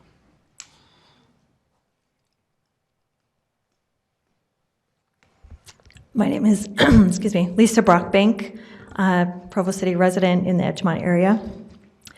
I just want to take a minute to say thank you to each of you for all that you do for our city, and especially appreciate this time to speak to you about the growing needs in our area in effort to try and find ways to make our city even better.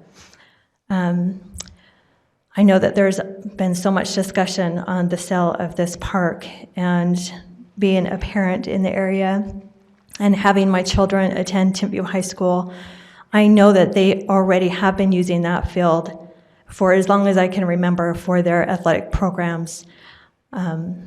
It is also my hope that there would be ability to negotiate so that the neighbors would be able to continue to use that piece of land as well as the school in harmony and find a way to make everybody happy. But tonight I'm here to advocate the regional sports park. And it's my hope that we don't give up this opportunity for such an amazing project in our area that can not only help the citizens of our community, but also extend that to the state and national level, and being able to bring in incredible economic development to the west side of our city.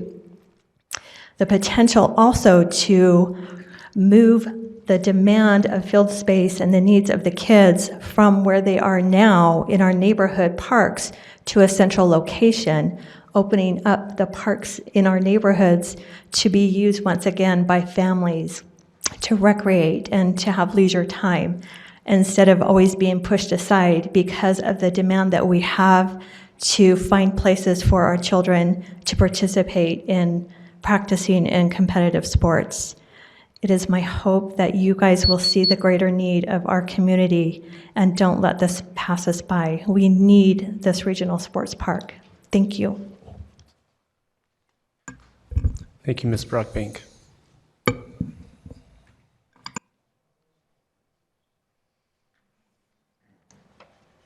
I'm Marlon Christensen from the Edgemont neighborhood, and I really appreciated Councilman Winterton's thoughts at the beginning of this. I'm wondering if the words of McKay Jensen at one of these meetings a year and a half ago or so were echoing in his mind, and Mr. Rattel, when they said, all we want to do is be good caretakers of this land for the community, and we want the highest and most stringent safeguards that will ensure that this is a public access park. The needs of the school, we require this, or we really want this, but we want the highest and most stringent safeguards. And I doubt there's one of you that has forgotten those words, because it was I think very, very important. And but now it's crunch time. And there's this pressure. It's almost a blackmail saying, well, wait, we have to make this deal right now. We got to right away. And that's entirely inappropriate that would be the case, that suddenly you would feel this pressure to not hold the school district accountable to their promises that they made verbally, not willing. The reason I bring this up is I came hoping for a day or two. Even if you pass the resolution, we have, an honorable mayor, and she could say, I'm authorized, but I'm not going to do it until we have this in writing. I don't know that you need to wait, but I think that it needs to be there. And I don't know what you'll do if they step back and say, well, now you're under pressure, and we just want you to sell it to us, and we'll take care of it, but we're not going to sign anything. I don't know what you do in that circumstance, but I hope that principle will stand if something like that comes up. Thank you. Thank you, Mr. Christensen. My name is Maren Hansen. I live in Rock Canyon, and I'm also representing my husband, Derek Hansen, who couldn't be here because, of course, this was such short notice. He sent, I believe, an email to many, if not all of you. I just want to tell you a normal summer day for my family. 7 a.m., my husband and 2 or 3 daughters are at Benoist Park, and they are working out, doing cross-country, so they're associated with the high school. Around noon, I usually run past Benoist Park, and I get water and use the facilities. Around 4, my husband teaches my son and daughters and a bunch of neighborhood kids tennis lessons on the tennis courts, and we use the park. Around 7, my husband goes and plays ultimate frisbee with a neighborhood group at Benoist Park. And then usually around 9 p.m. every night, my husband and I walk past Benoist Park with our dog. And we generally get water and use the facilities. I see there is a lot of tension between the high school's needs and the community's needs, but I believe that we can find a compromise that can address the needs of everyone. As you can see, I see a lot of, because I'm there a lot, I see a lot of people using that park, both from the community and from the high school. I believe, and my husband and I both believe strongly, that we need in writing guarantees that we can make use of that land as well as the school, especially during off hours. In the past, previous Timpview administrations have not been great actors, locking the tennis courts and the tracks and not allowing the community to use those facilities that our taxes have paid for. So we would love to see in cold hard writing guarantees that will make it so that we can also use the grounds. And sorry, I'm going a little bit over. One other thing, If we can't keep Banus Park, then we would really like to see some kind of replacement that's not 20 minutes away for us to be able to recreate at. Thank you so much. Thank you, Ms. Hanson.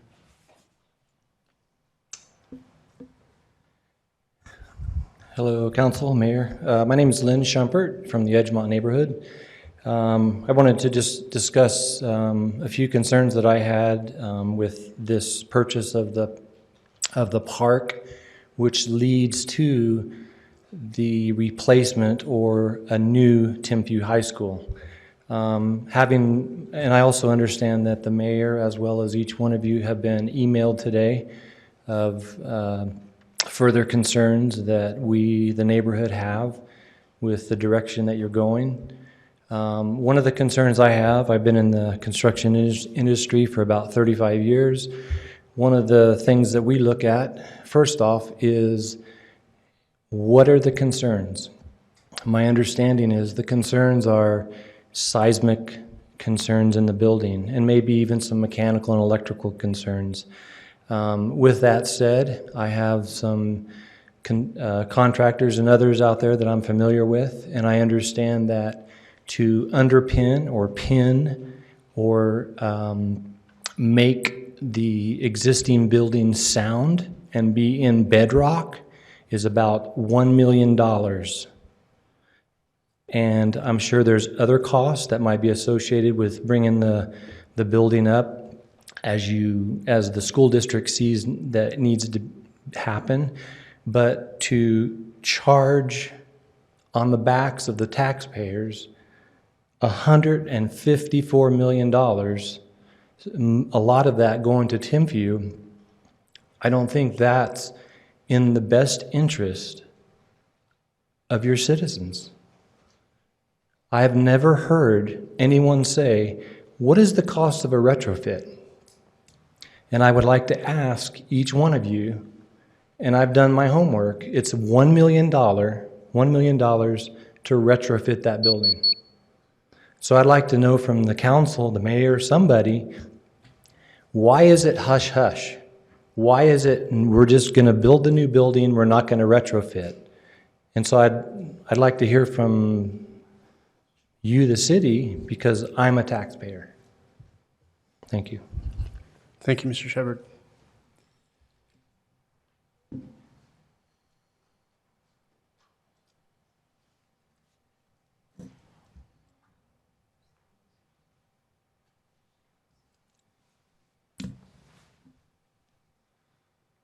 My name's Elda Benson. I am in the Edgemont neighborhood. I'm a proponent for Provo City. I'm also a proponent for Timpview High School. My children attended there. I live here in Provo City, so I'm very interested that Provo City is successful and also Timpview High School is successful. With that in mind, I also believe that this process that you have going on is being ramrodded over the neighborhood. We were promised, and I just really have to recommend Councilman Winterton for his comments today. They are very refreshing that we have a member who is willing to speak up to the integrity that I hope the rest of you have with regards to giving the neighborhood an opportunity to give our input based on the letter that you have only received within over a holiday, over the last 24 hours, 48 hours. So this meeting, for very few of us to show up, has come at a great expense to the neighborhood. Most of the neighborhood still does not know about the approval because they're out of town.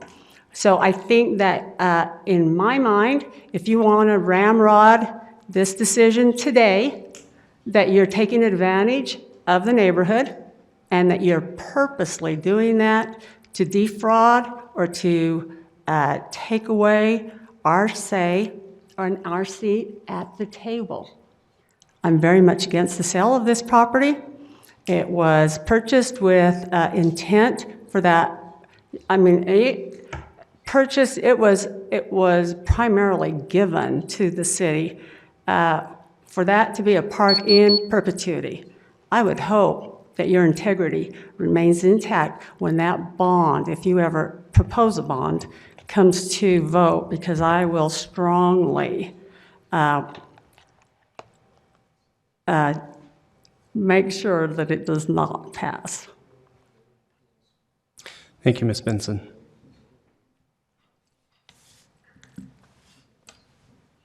Any other public comment?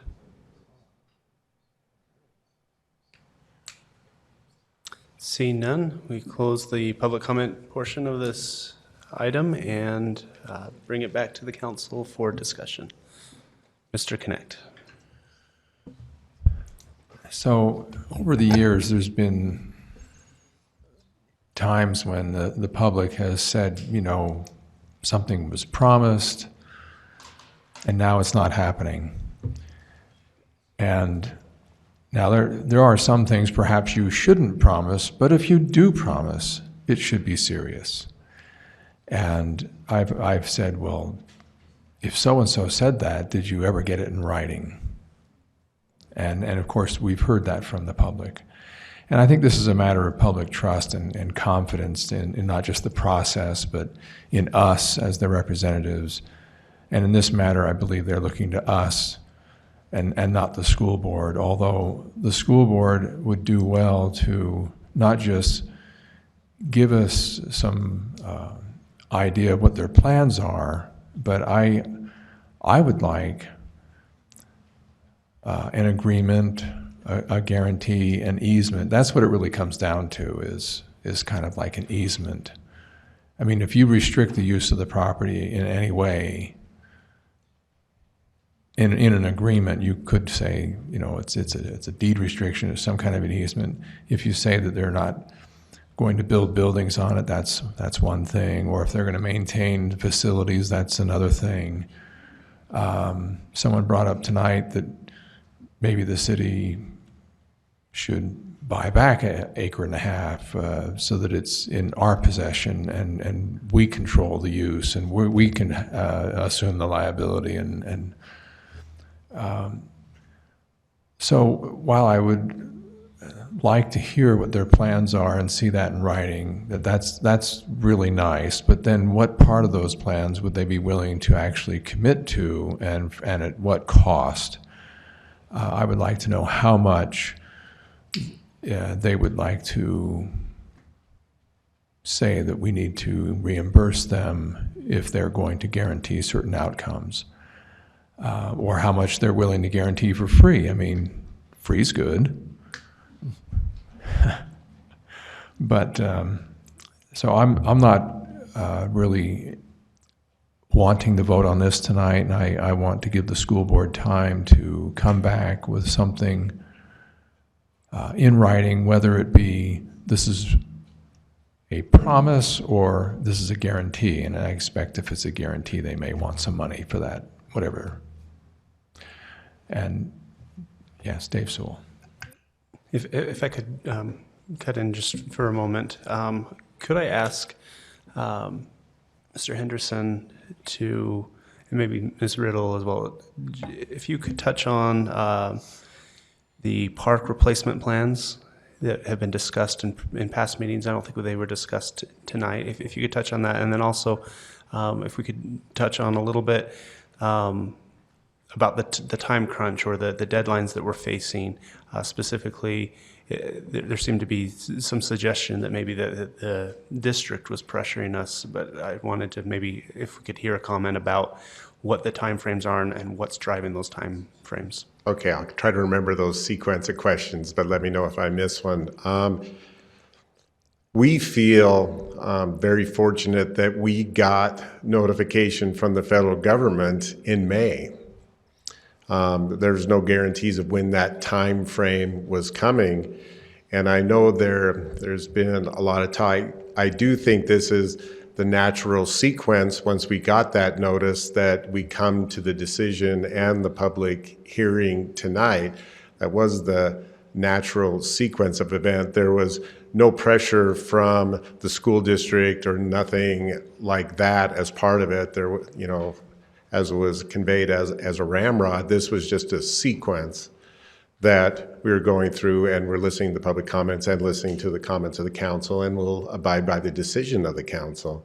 As the park that's approximately 3 blocks north of here, we have that park sat in a queue substantially down the list. I mean, and it was Stutz Park was brought up by Pam, and that was on the top of the list. And now, because we were going through this issue, a commitment from this department came that we would move that to the top. We're just completing Spring Creek Park, and Dan Gonzalez talked about the Unlimited Play Center and the addition to North Park. Well, right after that is the park in this neighborhood. There's a lot of neighborhoods and a lot of people waiting for parks. I'm sure I can feel Becky Bogdan looking at the back of my head right now, that would love to move on that list, but that was a pre-commitment that we made on that. Thomas McKenna, our projects coordinator, if you look at the West Side Regional Sports Park, it features major neighborhood amenities like a walking trail completely around the park and numerous play structures on that way to serve the west side. I would hope there's a confidence in our department on how we develop parks and how we work with the neighborhoods on what amenities are there. The time frame is difficult, and now we're talking about elements of renegotiation, and we're listening to all that, but all that is on a time frame where a clock is ticking, and with 2 complicated transactions happening and trying to bring resolution back and going through those elements, I do feel like those 2 months of public comments and all these, it has been loud and clear from this neighborhood, their intent. And I know that I just have this feeling, and I'm not the most intuitive guy, but the council and the mayor are listening to these comments, and that will be part before any agreement would be finalized. I hope I got to all those. So it's safe to say that the school district is not driving the time crunch for us. It's the proposed purchase of the land to the southwest. It is, yeah. The mitigation property and the time frame that we have on this it's a great opportunity negotiated by a congressman and a mayor and our council and city staff. That's what is driving the decision process on this. And with the map that's up here, if you just make sure I'm clear on what park replacement that we're discussing as far as what was accelerated on the queue. Looking for the laser on this, but okay, there we go. If we can see the green, then it's this park right here. And will that be complicated with the temporary fire buildings there? So we plan on doing our groundbreaking this fall on Fire Station number 2, and then having that completed in the summer. So with the sequence and queue of our parks, that works out just fine for us. And if there is construction going on, we have plenty of area. If we progress really quickly on the Unlimited Play Center and the development in North Park, then we're able to move into this area and start that development right away. So I don't see that as a delay. And that was part of the factor of its selection as a staging site, not to delay the park development. Okay, thank you for those answers. Appreciate that. Just a quick question. So you mentioned that it was kind of almost a surprise that we heard back from the federal government as soon as we did, because they tend to take their time. If we had not heard back from them until sometime in July, what was our plan B for the property? We would have to discuss whether or not we come up with a different way to purchase the property on that. It also would become complicated in that if we go out of sequence, that could change on the utilization of funds and the moving of the stamp. It was always talked about that the mitigation property would be purchased from the sale of the Benoos. So it would change the sequence and somewhat change the arrangement. So the complications with that, we're one, there's people that have walked in the moon, and there's people that have got Land and Water Conservation Fund conversions, and they're about the same number.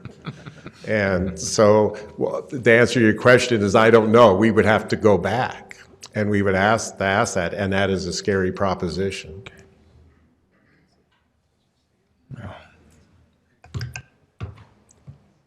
Thank you. I think Mr. Sewell is next.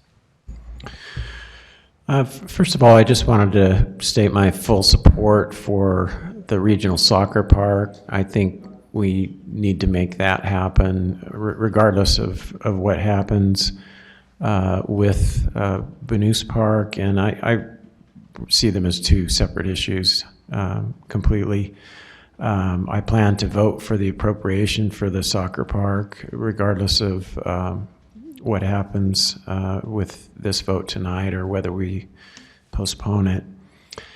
I also would like to express full support for continued shared use of the property. That seems to have been working very well for many, many years, where the school has been able to use parts of it or most of it at certain times, and the neighbors and the public have been able to use parts of it and have been assured access to it. As far as the history of the property, as I understand, part of it was donated or at least sold at a reduced price with from a family whose intent was that it would remain a park in perpetuity. I understand the neighborhood raised a significant sum for equipment at one point. I think I read $35,000. Is that right? Yeah, that's quite an effort. I would have liked to have seen more effort to find a win-win-win solution on this. And when I say win-win-win, I mean the school district, the city, and the neighborhood who have used and enjoyed this park for so many years.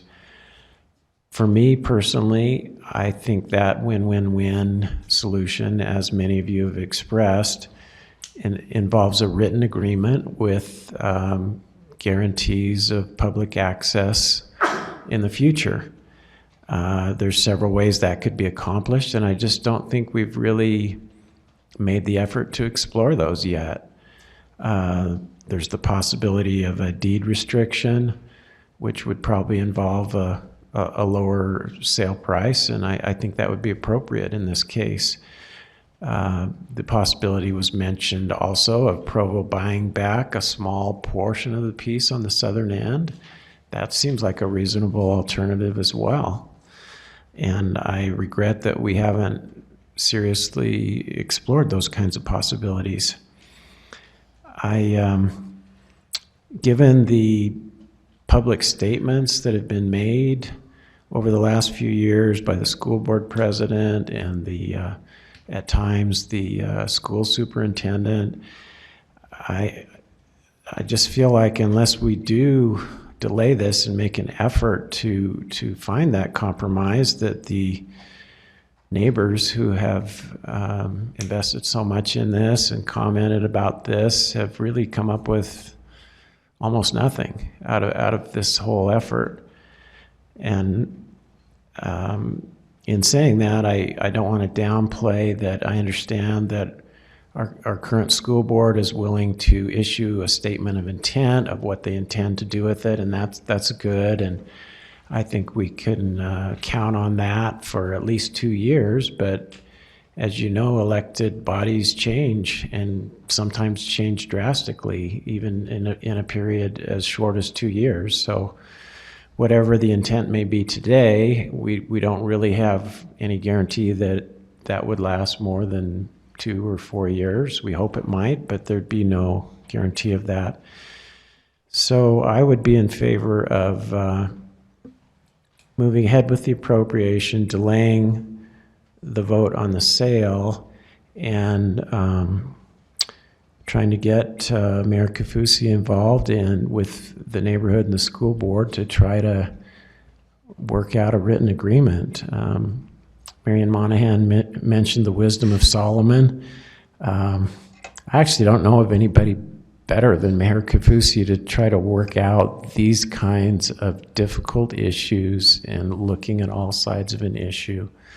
And she also has a deputy mayor, Isaac Paxman, that is really, really good at this too. You get those two together with all the parties, maybe we can come up with something that would have broad support and that would largely achieve the objectives of all the parties. So that would be what I would advocate for. Mr. Stewart? My understanding is I wouldn't be willing to vote on the $2 million because there's no way where's that money going to come from? I mean, that's nice to say I'm going to vote for the $2 million for the sports park, but we don't have any source for that $2 million except for the sale of the Bountiful Park. And in my 11 years of direct involvement in city government, never has an issue been discussed at length as this one has been. We've had many, many public hearings. As the last person that testified, she said, I don't want you to sell the park. It was pretty clear. Her reason, at least, to delay was to kill the sale of the park, which kills the regional sports complex, at least for now. So I'm certainly in favor of going ahead tonight and trusting our school board. They're elected just as we're elected, as Wayne Parker said. They're not perfect, we're not perfect. If someone was asking the city to give the kind of guarantees the neighborhood wants from us, or from the school board, I have serious doubts we'd give those kind of commitments. Mr. Winter? I also don't believe in the word guarantee. I just don't think that it's fair for this council or any council to bind the school board when they're paying full price for this property. And I think that this, my heart breaks for the neighborhood there. I hope you're not going to lose your park, but no one has guaranteed you a park across the street. It is not a guarantee, I'm sorry. I had a neighbor that wanted to, he says, you can't build your house there. He was talking to my brother, he says, you can't build your house because my view of a temp will be ruined. It's not your lot. That property is not yours. And I understand that there were statements made. McKay Jensen spoke his opinion. Those were not commitments from the school board. Those were what he had hoped. Those were his hopes. And I believe that when the school comes back and says, I'm grateful, I will accept the school's intent as of today, what they intend to do with the property. That's June 4th. They may come back to me on June 10th and say, our intent has changed and we believe in the good of we're working for the good of the community. They are elected. They could change. We could change. I've been around Provo enough that we are going to change. I am not willing to wait 2 weeks because I don't think we can lose this opportunity. If I'm ready to make a recommendation, or whether it's make a motion that if we get to the point that I'm only willing to wait a week. If Tara says she thinks she can get it done in a week, I'm good with that. If she says, I don't know if we can do 2 weeks, I'm not willing to take the risk. I appreciate the neighbors for the sacrifices that they will be making. We all sacrifice for our community. This is a sacrifice, and you won't have a park if that happens. You may not have a park directly across from your house. You'll have one a block and a half down, but you may not have that right across the street from your home, and I am sorry about that.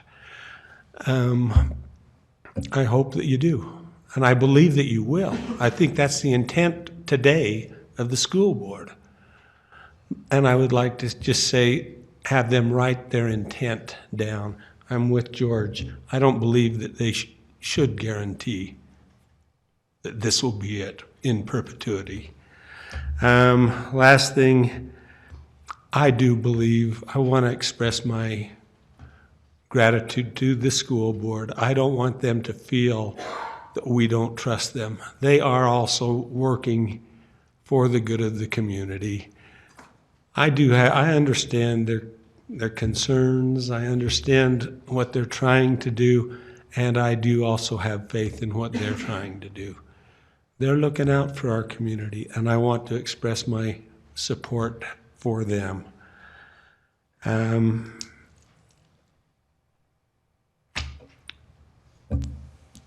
I would like to make a motion, if there's any further discussion. I think there's going to be more discussion, but if Okay, you... do you want me to make the motion now and then have that motion discussed, or? I think I'd prefer to wait, but... Okay, I'm ready to make a You are free to motion. make the motion if you'd like, but... I'll wait, but I do have a motion that I'd like to make. I'd like to make a couple of comments. Just having learned things tonight, I appreciate the commitment that Parks and Rec has made to building this new park. And I think you stated it, but I do hope that the public that is listening and the public that is here understand that that's a pretty big deal. I appreciated what was said. You know, there are other communities that have been waiting for a very long time. Other parts of our community who have been waiting a very long time for their neighborhood parks to be developed. And you know, this is not a trivial thing that what was it called? The Canyon Road Park has been moved up on that priority list, and in many ways, I feel that new developed park is, even though it's across the street from different people, is still a fairly comparable replacement for the News Park. The school district has made statements about not putting major buildings in this portion of the property. They have made comments about public access or about use sharing. They have made comments about the pavilion and the playground equipment that is there. I am disappointed that we are at this point right now discussing a sale, and we haven't seen, because those commitments have morphed and have not been fully clear on what was authorized and what was hopes and whatnot. So it would have been very nice to have in writing, so it was clear to everyone what was being committed to, or what was the intent. Just so it was very clear. I'm disappointed that we don't have that before us now. I do have to say that at times there have been discussions about decisions that the school board has been making, and when community impact has been discussed, that the board has made it clear that their primary responsibility is to what they feel will bring the best education for the children, and that it's not really their responsibility or concern about the broader community impact. And I do have to state that, because that has come up in the past. What I would like to see, one thing that had been discussed earlier with the superintendent, is possibly approving this resolution that authorizes the mayor to execute the sale with some contingencies. Contingency, that was the word that was used. So with some contingencies. So we say that if this is met, if these points are met, then the mayor's authorized to execute, and that may be, for example, a written statement of intent that contains certain aspects, and if that's if that's met, because the school board would then need to agree to those, to put those in writing. If those are met, then it can be executed. I like that. I think that's something that we should consider as a council. I like that vehicle because then we don't have to reconvene, that we can hand it off to our mayor, who will be very adept at making those negotiations within the parameters, and we can move forward. I am feeling very, the time frame is weighing on me, and I think that to move this forward, that this gives it the best chance of allowing our team to execute this and to make it happen. So if I may ask, and I'm not even quite sure who to ask, but perhaps the administration for your thoughts, your suggestions, your recommendations to the council in going forward, and also perhaps Mr. Jones if he has any suggestions. Thank you. So I would agree with you. There wouldn't be any signing of this until we do get something that we can look at and let all eyes be on it. Mr. Jones, do you have something? We kind of tasked you to come up with some language. Yes, Mayor. Let me save that right now and so that Bryce can bring it up. But there was some language, there was a concept discussed previously, making the authorization for the council. And Bryce, there should be a new revision in agenda now, if you can try to pull that up. There was a discussion of a possible vehicle to make the council's approval contingent upon receipt from the school district of a statement. The statement was in broad terms and not binding, but I think, as has been mentioned already, the current position, as I understand it, of the school board is that there will not be something binding, but they may be willing to issue a statement of intent. So Bryce, if you can scroll down to the second page. No. No, oh, this is the appropriation. No, Tim, go on this one. If you scroll down to the second page. Let's see, what if maybe I need to close it so you can open it. If you can try opening the latest revision.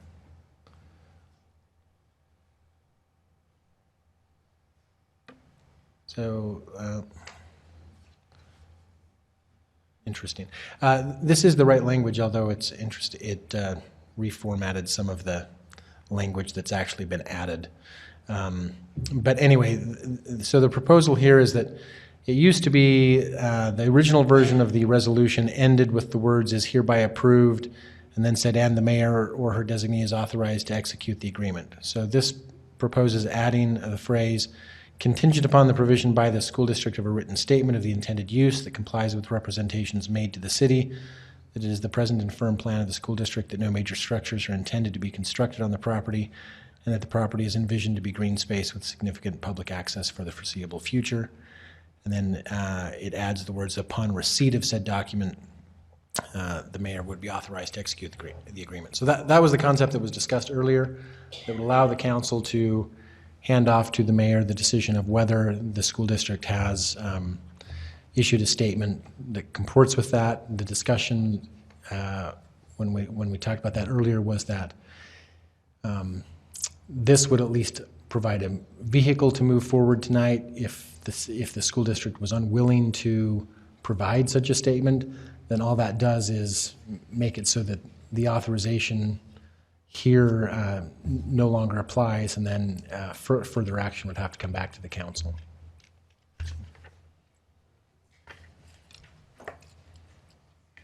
Mr. Hendley. Well, we can come back to that in a minute. I just want to say a few things. I think it's really important that I say that I have immense respect for Parks and Rec. I think they are extraordinarily competent. I have implicit trust in Scott Henderson, and I'm very appreciative of the efforts they've made to make this as workable for the community, for the school district, and for the city. I mean, and for the city. And I feel, I've said this before, I don't share the cynicism or the distrust of their intent, nor do I feel that toward the school district. I feel that, I mean, I can, have to confess by open admission that McKay Jensen is a very dear friend. I trust him implicitly as well. I believe he is a man of his word, but I also understand that he's in fact no longer the president of the school board, even as he was at the time when he spoke and represented the school board. I also know he happens to be out of the country right now, and that's why he's not here, but I am disappointed that there are no other members of the school district to hear from, to understand where they're coming from, what their hesitation has been over the past year to provide anything in writing that would help us move this forward. Because in my mind, it was always that simple. If the school district would agree to some language that would protect this space, and I do think in perpetuity, I don't think we have to be too specific about the protections, but I think the idea of just saying for the foreseeable future that it's going to be public access does not meet the requirements that I thought we were that were pretty clearly needed for this to be the win-win-win, as Mr. Sewell described it, precisely because of the terms upon which this park had been created in the first place and the good trust and faith that had demonstrated and that we needed to demonstrate in turn. So I just find myself, and I don't blame anyone for the timing of this, and I think it's important that Mr. Harding asked for those questions to be answered by Mr. Henderson so that the public understands that this is not some sort of, under the table thing where we're trying to rush something, but it is an unfortunate set of circumstances.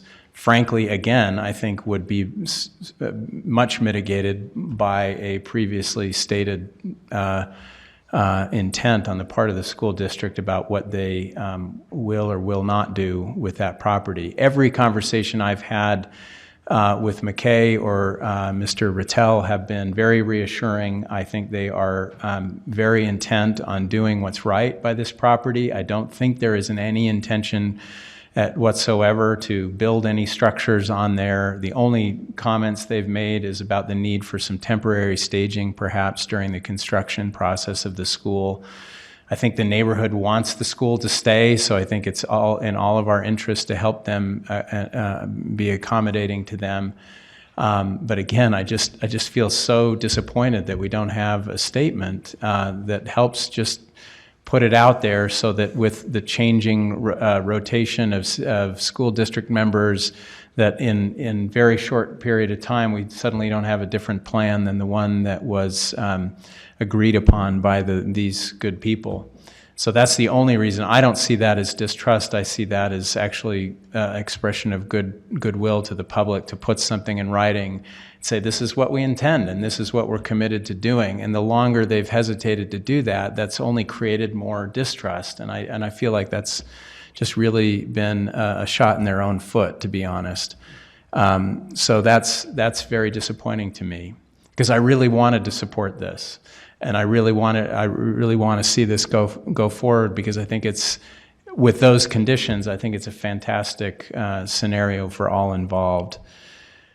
So that said, my biggest concern about, well, first of all, I do think we need to make the request for something in writing. I think that's absolutely essential. I won't support this without that. But that said, and I think Mr. Christensen put his finger on this, if they say no, then I don't know that I have any other choice but to say no to the whole thing, which just breaks my heart. If they put something in writing that's just fuzzy and not at all committal, that has a similar kind of concern to me. So I'm hoping that they'll do the right thing and put something in writing that is reflective of what they've said publicly and what I believe is their intention. I sense that there's difference of opinion on that board, and that's what's going on.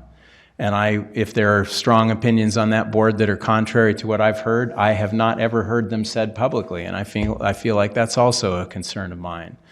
I'd like to hear what they are. What are the concerns? What's the fear of putting some commitment that would be a reassurance to everybody involved and would make this really, really easy? So that's where I'm at. I thought of something while you were speaking, so let me jump in one more time. When we were discussing commitments and all of that earlier, let me rephrase this. One thing that could give us and the community a little more assurance as far into perpetuity as we can expect is that we do have a well house there that we will continue to own, and that there are building restrictions within various building restrictions within proximity to that well. And so it makes much of that property unbuildable for structures. And so even if their intent changes, as long as we own that well and as long as it's operating, they are actually quite limited on what kind of structures they can put on that. So that is, in addition to their statements that they've already made and what we may get from them in writing, that's also another assurance about, and can give us more confidence in that their intent won't change in the future.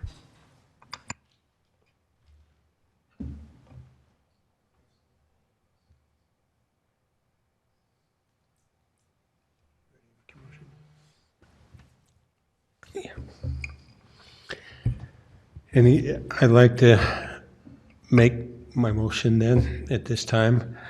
And I would like to make the motion that we reconvene in 1 week and give the mayor and the community the opportunity to contact the mayor with for negotiating a document. You mean to contact the school board? I want to contact the school board and the mayor, because the mayor is going to be the one that's going to actually negotiate this. Right. And so I think that they ought to talk with both of them. And if the public wants to weigh in, I think you've already weighed in, and I think you've given her everything that she needs, and the school board, everything that they know. I believe that they know. But my only concern is that we had I felt we needed to give one more time. So my motion is that we delay this for 1 week and reconvene as a council to vote on this motion as it's stated right here on the board. And maybe we don't even need the red part after 1 week, because that would take care of it. I think we could get rid of the red part and just authorize the mayor to make the agreement.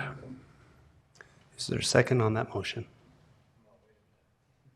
Just the motion. The motion is to reconvene in 1 week. But with or without this language? Without the red.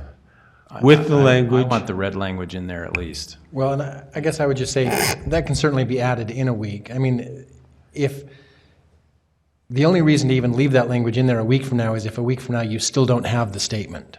Right. Okay. So, I would hope within a week we'd have that statement. Does that clear up your question? Mm-hmm. Is there a second on this motion? Seconded by Mr. Connect. Discussion on the motion? Mr. Sewell. The more I think about it, I would hope that we would at least consider the option of buying back like an acre and a half or 2 acres. It seems so simple, an approach, and I think it would achieve all of the objectives that we talked about. So, Can we have that as part of the motion, that be considered? I think that that's part of the discussion that they have with the mayor and the school board. If that is a proposal that if they come up with that, fine. But I think that all I'm concerned about is giving the public one more opportunity to present their concerns. And if that's a concern that they've got, this is how we can solve it, fine. Let the mayor deal with it after that. Any discussion on this motion? Let me just state my preference would still be to pass this tonight with the contingencies. But I don't think this current motion is a bad option. And I do have some concerns for my friend George here. Yeah, Would you be able to be on a phone? Probably not. I don't know. Because I think this is important. Surgery Monday, I don't know what it's going to involve. I'll be voting against the motion because I would prefer what's on the screen. It accomplishes the same thing. I just had a question, Mr. Harding. And maybe this is for the administration, but well, maybe it's just a suggestion more than a question. I would hope that my sense was that the reason nothing has been put into writing is because they're offering full price. If that's the hang-up, is there an alternative that they would be open to? I mean, if they want to pay slightly less than the maximum price and then we make up the difference and then that allows them the flexibility? I think by law they have to pay the full price, but if we want to buy something back, we can do that. I would think, unless Wayne or Let me weigh in. The law doesn't say anything about what they have to pay. It says what the value of the property that we that we accomplish the conversion with is. So if the property here is worth, 2.15? If this property is worth 2.15, then the replacement property has to be worth 2.15, but the federal government doesn't care where we come up with that 2.15. So I would be interested in having that kind of conversation. I worry about the city having to maintain a 1.5 acre strip. I mean, there's some logistical problems, but perhaps we can get, some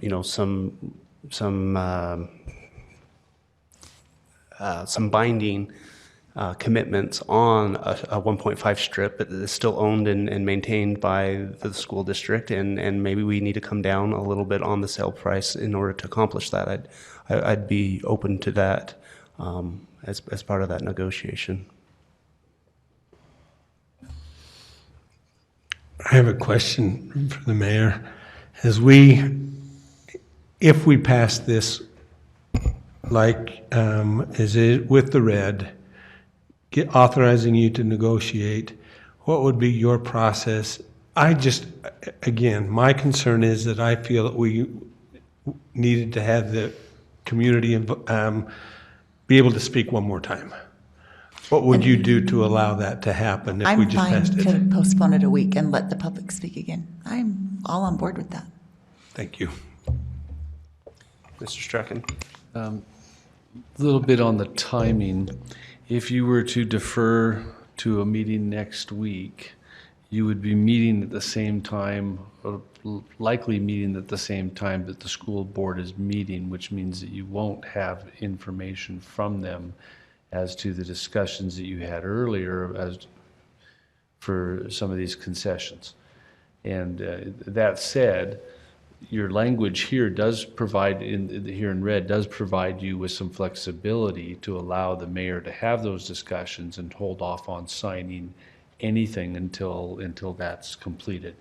But I just wanted to give you, in terms of point of some timing, that deferring 1 week isn't likely to solve your situation unless the school board comes back with their own has their own earlier meeting. It was my opinion that Mr. Attell was going to contact them, that he thought he could do this in a day or two. He'd have something agreed to, that he could hand us in writing. Yeah, I don't disagree with you. I'm just saying to let you know that your meeting would be at the same time as their meeting in a week if he doesn't get it done that way. Thank you. So I don't know the best time to make this comment. I'm just looking at my own calendar and perhaps the Thursday the 13th. But then again, it's pretty difficult to be coordinating schedules, on the dais. Perhaps the best thing to do is just to vote on the motion that's before us. Because, my understanding is we could get, it sounded like Mr. Rattel could get the school boards. Well, can I, let me. Please, Mr. Let Jones. me make a comment or a thought about that. My understanding from Mr. Rattel's statement is I think that he felt like he could get permission to issue a statement that matches this letter, or matches the description in this language right here. So it seems to me if that's the only thing that you want, then you might as well just go ahead and pass this version of the ordinance and give him some time to get that statement. If you're wanting something more than this, I highly doubt that he'll be able to get that without having an actual meeting of the board. And you would probably not want to meet again until after they've met. I can't wait more than a week, personally. Can we meet a little later so we meet after they make a decision? If it's more longer than a week, I'm not No, willing to do no. it. I'm saying like 9 o'clock or whenever they get done.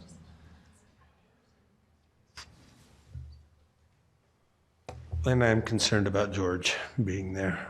I think it's important that he is there. I agree with Brian also that if we want more than this, I don't think you're going to get more than this.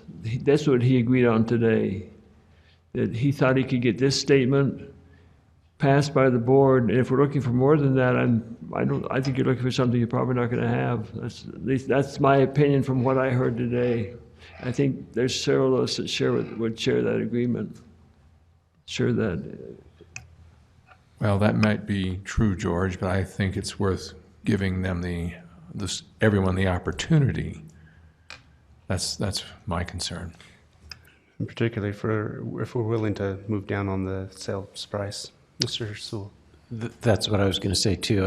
I think he's pretty firm at the full price, but we really don't know, I don't think, what they'd be willing to do if we were able to be a little flexible on the price.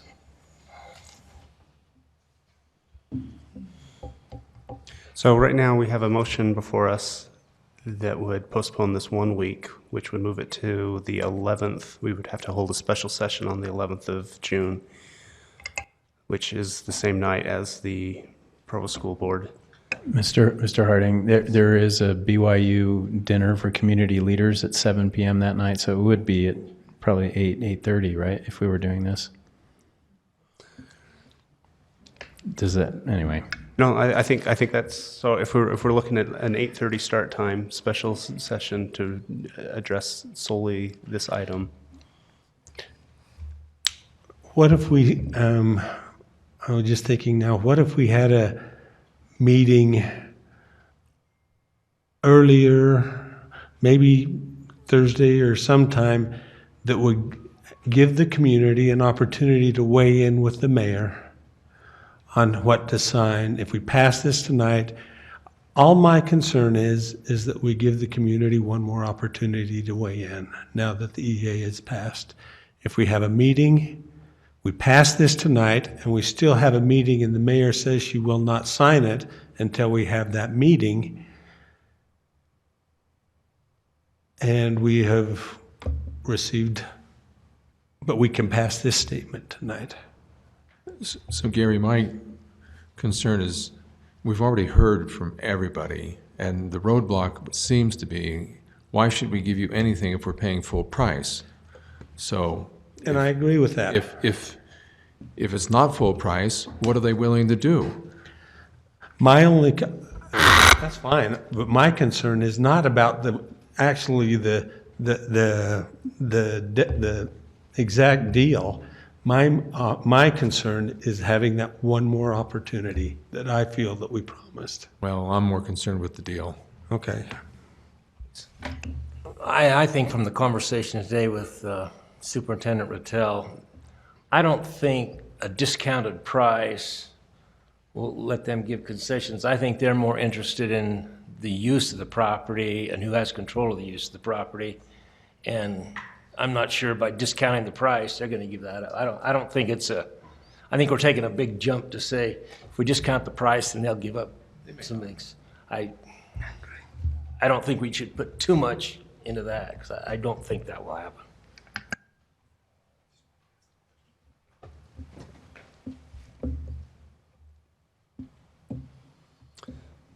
So do we want to vote on this motion, or shall we see if there's any substitute motions?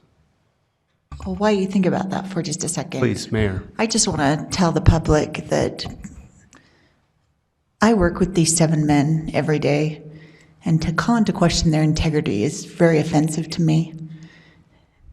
These men take their job serious. They come to the table. They are constantly negotiating what's best for the overall community. They listen to the neighborhoods. They listen to the constituents that elected them. You don't see even 1/10 of what goes on with these men.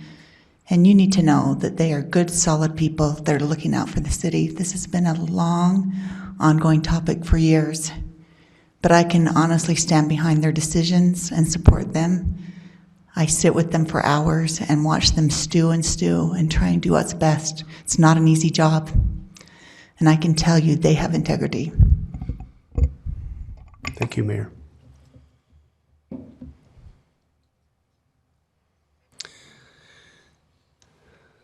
So if we postpone it a week, and I was not going to vote for this, but having heard the mayor say that she's okay, that she's comfortable postponing it a week, and as long as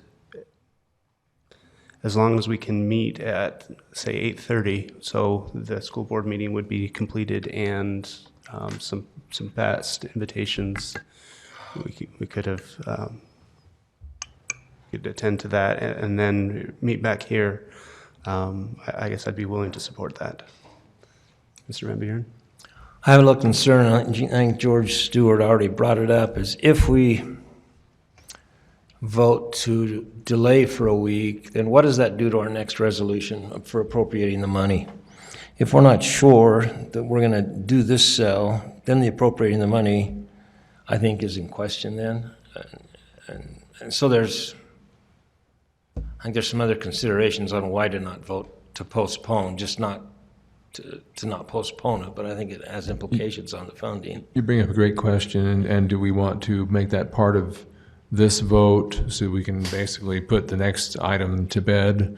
Because if we just postpone the next item till next week,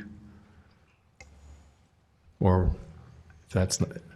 Could we get someone from the administration or department head, whoever, to address, if we postpone number 9, what are our options for item number 10? Anyone want to address that? Well, I can take a run at that. So item number 10 is the appropriation that would satisfy the need to move toward closing on the property, the conversion property that we'd be acquiring.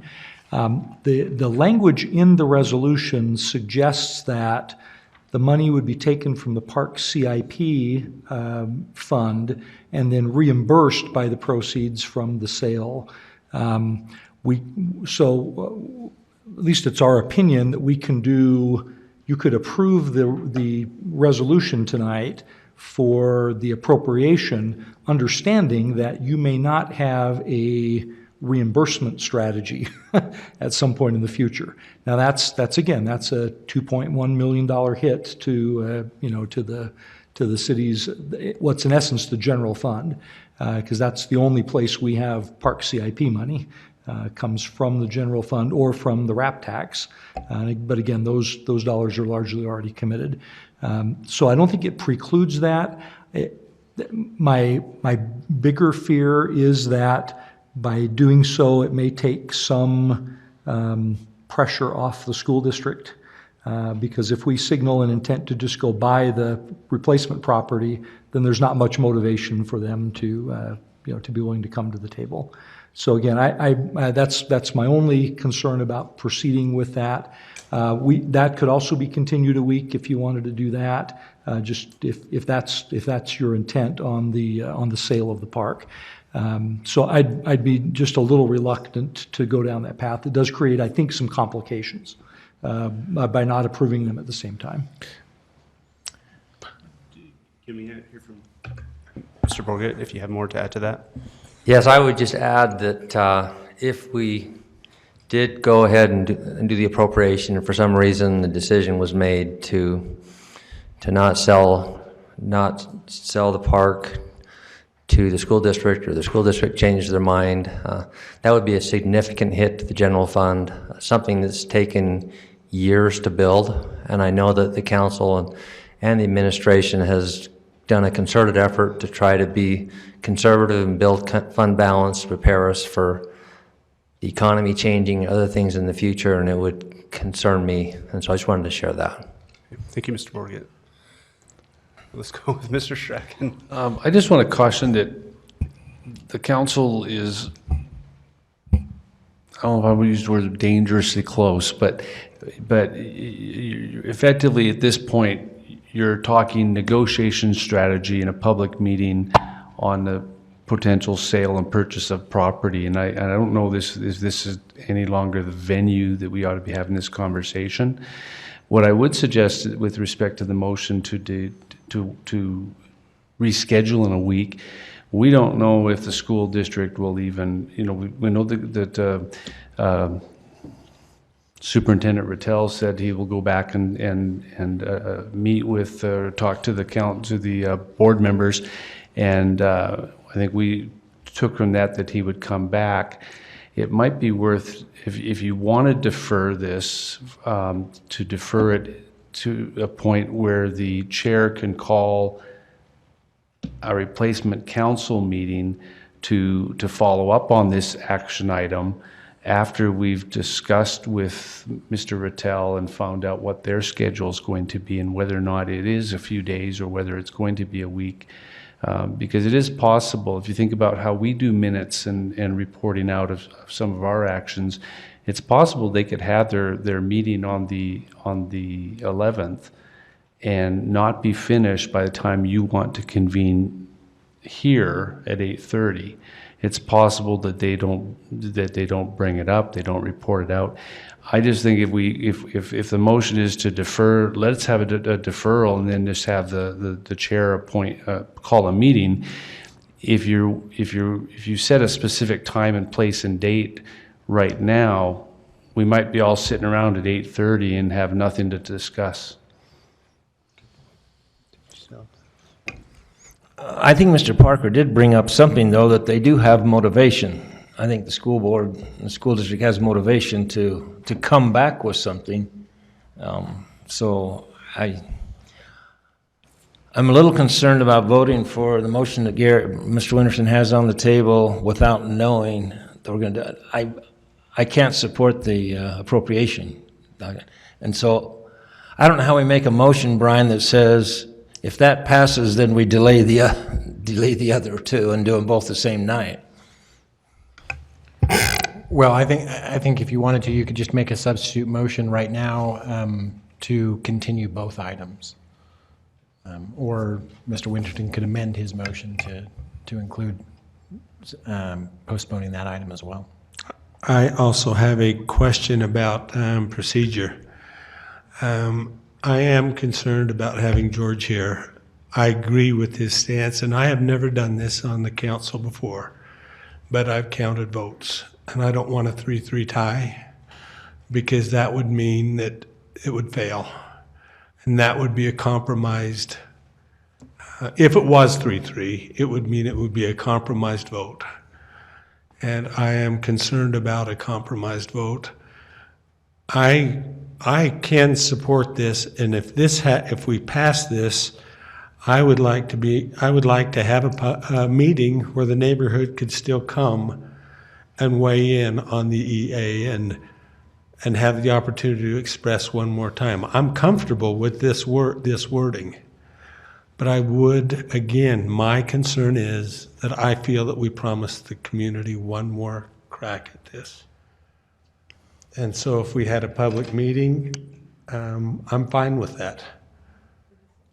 I'd like to offer a substitute motion to that effect, that we accept this agreement as on the screen, That we substitute this amended version of the resolution Right. to be the one to which the implied motion applies. Okay. Is there a second to that substitute motion? Mr. Van Buren. So we now have a substitute motion that we'll consider before the original motion. Discussion on this motion. So just help me understand, if the decision is made tonight, what is the purpose of having the additional public meeting? For me, it's to fulfill the promise that we would give the public the opportunity to speak one more time once the EA was completed, period. Conversion? The environmental assessment. And that was done 6 months ago. Or No, something, so- that, we received it back, the approval for the EA, the It's 23rd. really an approval of the entire conversion, not just of the Okay. environmental assessment. Okay. Yeah. Mr. Chair, I think Mr. Henderson might be able to discuss the nature and scope of that agreement, of that approval. So what we're really at the point of talking now is just the purchase agreement, the EA and all those comments. And I was just approached by a respected member of the neighborhood community, and she said, and she wanted me to convey this is not normally what I do either, this is odd, but she made to convey that she feels, and no one speaks for everyone, but she feels that the neighborhood has had their voice through this process and has been able to go through this. And I think they want, the leaders on to do a responsible action, as it comes to the end there. But they feel like, she feels like the voice has been conveyed. Am I saying that right for you?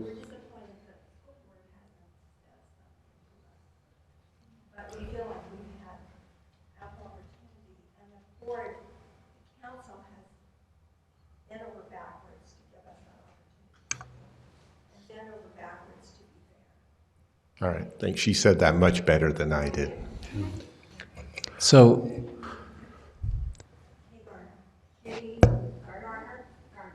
my question about that is, if the process, if we were to pass this right now, it goes directly to the mayor and to the school district to find the wording, but is there any opportunity for, or do we just say the public turns their attention to expressing their views to the mayor and to the school district to find the right language? I think we would like to respond to whatever language the school district has. But you would feel comfortable with us passing this now so that you could do that? Mixed reactions. Yeah. Well, All right, so, Mr. Chair, yes. just kind of a point of order.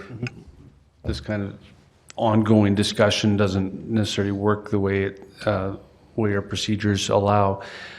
What I would say to you about having a future discussion is the public has been to numerous meetings with this council, had numerous hearings at different stages on this. You've heard the viewpoints. You've expressed the viewpoints to the school district. They've heard them. We're waiting for a response from Mr. Rattel to give you a little bit more comfort, which is what's in this language. And then once, assuming that comes back and the mayor's satisfied and this is adopted and signs the papers, then it becomes incumbent upon the school district to perform its promises to the community. And these good people who've come so many times to talk to this board, this council, can can essentially vote with their feet and show up at the board meetings of the school board and hold their feet to the fire about the promises that they've made. And that's really just how the process is going to work. Mr. Winston, honestly, given them having another public meeting to hear the same concerns is not going to further the council to the decisions that it has to make. And given the timing that you've got with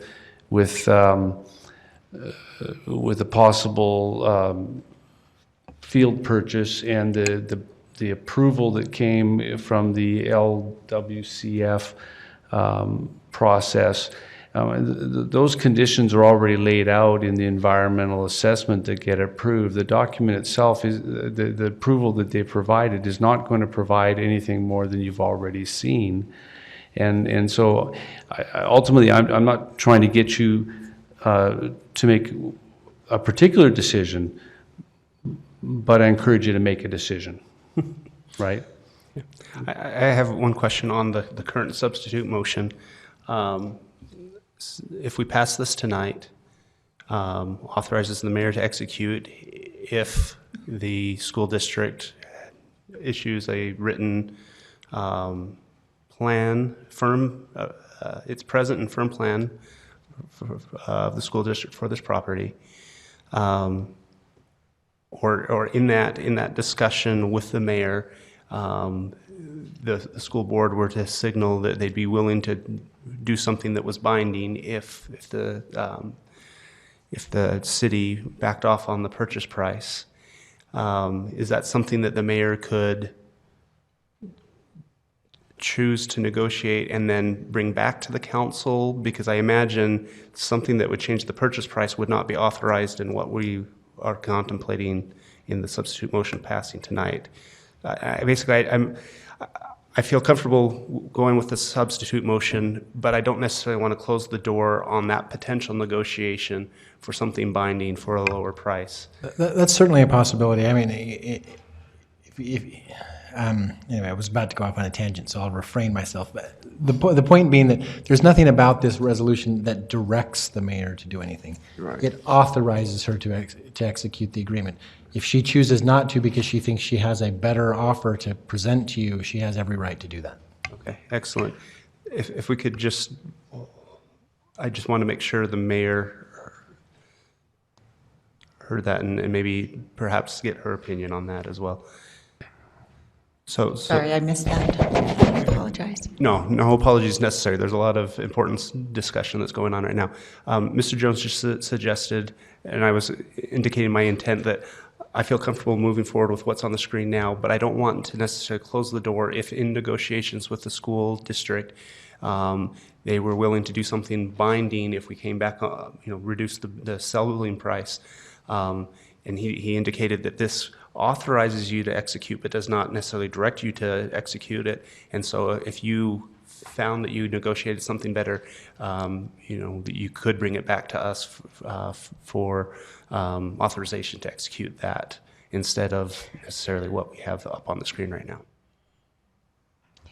Okay. And I was wondering also if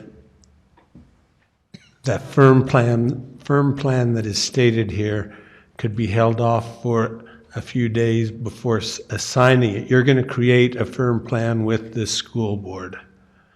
And if that firm plan could be held off for a few days, Well, once you've received let's be it. clear about what this says. The firm plan language didn't come from the school district and is not.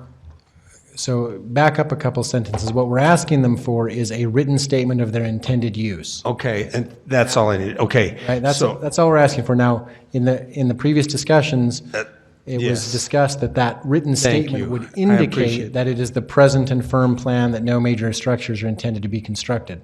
So if we had a written statement of the intended use of the property, if you had that and would hold it for 2 days and give the opportunity for the community, I'm still concerned about the promise I feel we made to give the community one more chance after we receive back the thing. And so if they had 2 days, once you've received the plan, to contact you and give any input that they had around that, is that a possibility?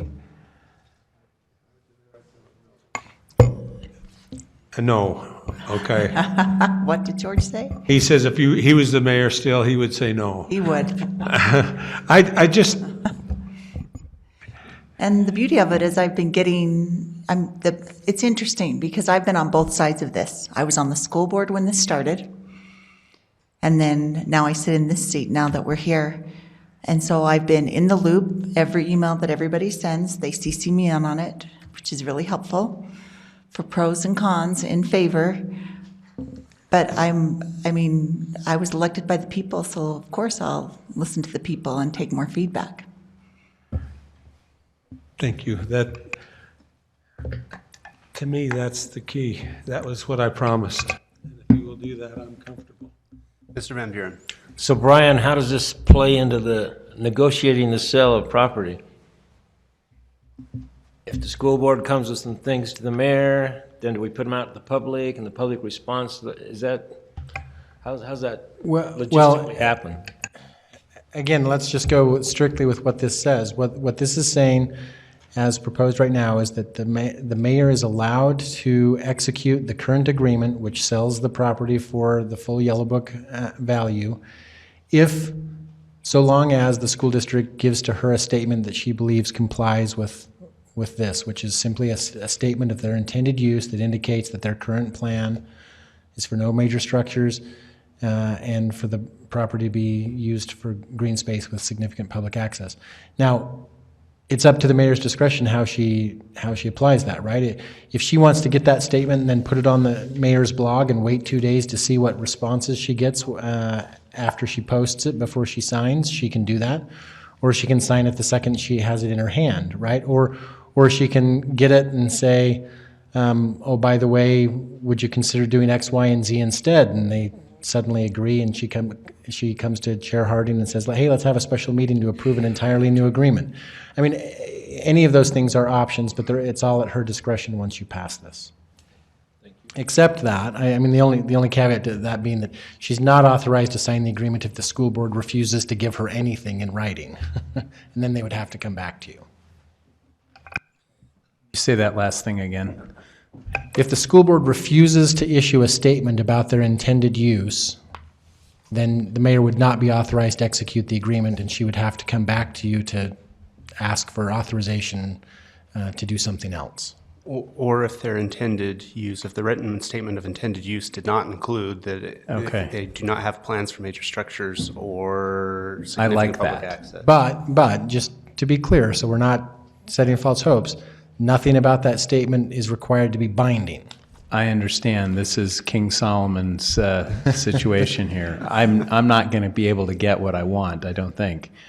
But I do like the fact that something has to be put into writing for this to happen.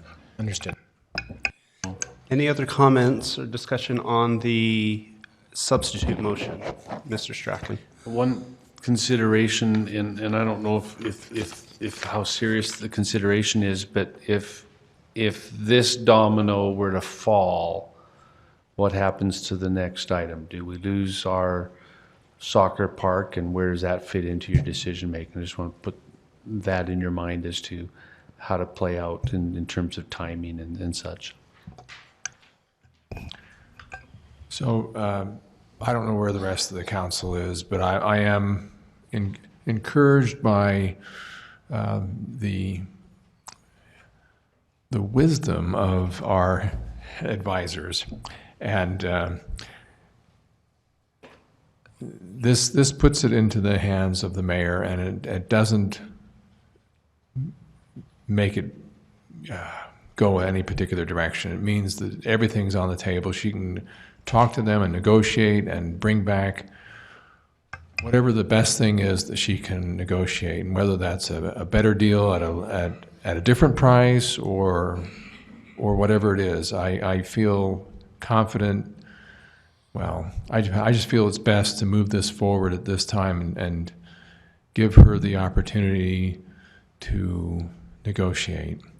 And if we do that, we don't have to necessarily schedule another meeting unless she calls for one. Yeah, I have full confidence in the mayor. She was elected to that position to do exactly that without us putting preconditions on her. We're putting preconditions here that she's agreed to. I think that's enough. We need to trust her ability to negotiate, as Dave just said. And so I would hopefully you would pass my motion. And I would like to state it. My email address is glwinterton@gmail.com. My telephone number is 801-372-6633.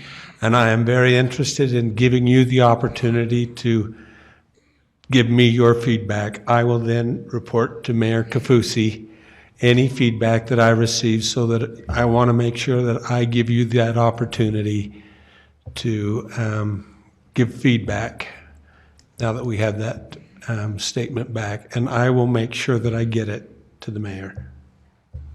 Thank you, Mr. Winterton. Any other discussion on the substitute motion? Mr. Sewell. As I've expressed, I have full confidence in the mayor's negotiating ability as well.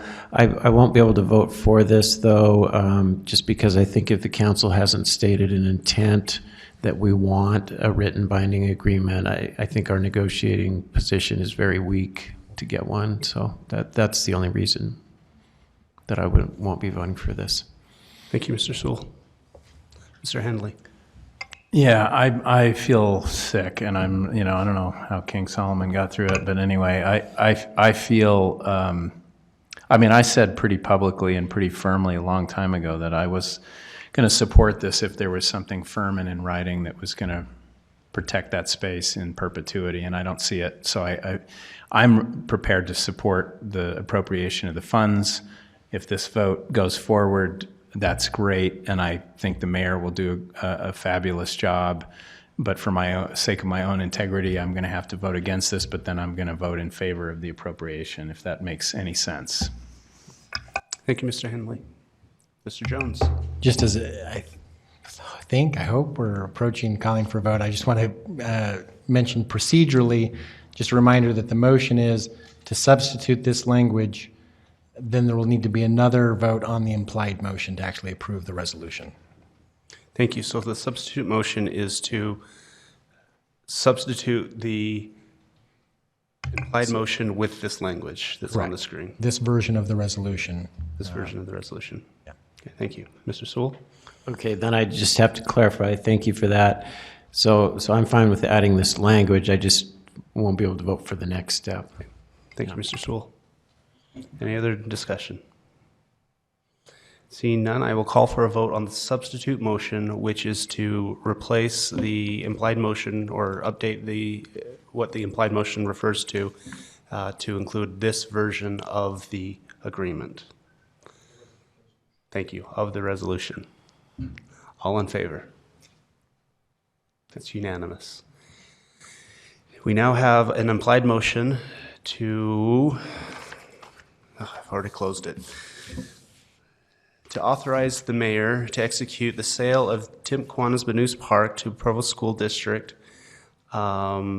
with the contingency that we see on the board, on the screen there. Is there any discussion on this implied motion?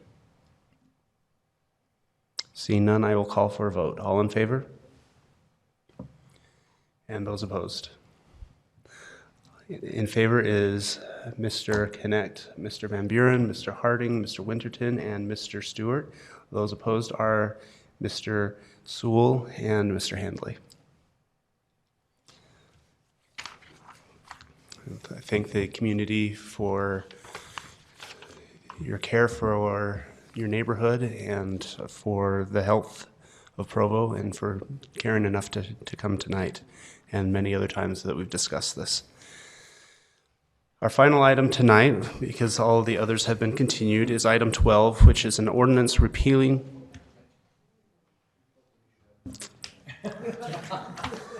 Dashed my hopes. Dashed my hopes. All right.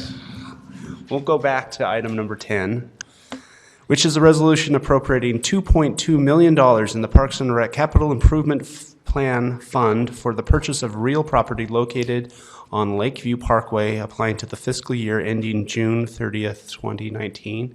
Appreciate Mr. John Borgett staying with us on this. And I believe we introduced at least aspects of this, so perhaps if we can focus more on the recent developments, what are our options before us? What are your recommendations now that we have passed the resolution that we just passed? Well, right now, do we have can we pull up the resolution? So right now, basically what the resolution states, if you look down in the third whereas, it says, whereas the appropriation will be funded from the proceeds from the sale of the Temp Kiwanis Park property for the $2,138,73, which is the number we've been talking about, and then using a park CIP fund balance for the remaining balance of $69,127. And so right now the appropriation is contingent or planning on that sale to take place. My understanding, and Brian could correct me, but if for some reason it didn't take place, then we may need to come back and have further discussions with the council on the appropriation. I believe I'm comfortable with that, with moving forward with this on the assumption that we will make that sale. And then if not, then we will have to scramble and figure something else out. We need to come back and have a further discussion with the council. Okay. Is there any wisdom, and I'm looking to the council as well as our advisors, is there wisdom in continuing this until after the sale, or is there, or making a substitute so this is explicitly contingent on the sale? I think the motion itself makes it contingent, and obviously you have the option of rescinding what we did if the park sale doesn't go through. Okay. I think that's pretty clear from John that we could revisit that issue. So I'm prepared to go ahead and vote yes. Okay. Any other questions for Mr. Borgett? Thank you. We will now open this for, it is a public hearing required by state law because we are considering an appropriation. So we invite the public, anyone who would like to speak to this item may come forward now. Seeing none.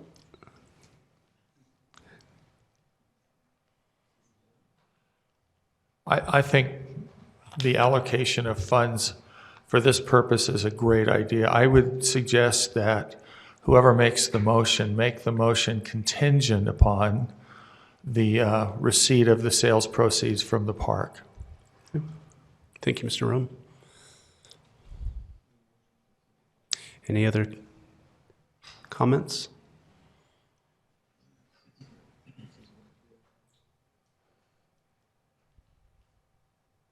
I feel that when you start to include additional areas that the city is working on, and you present it in this meeting in such a quick fashion, it does not allow the community to do our due diligence.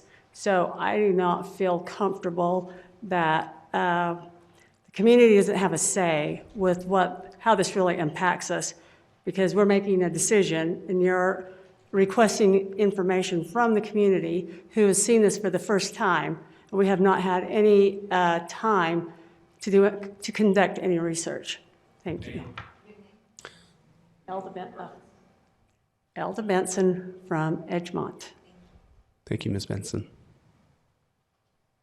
Any other public comment?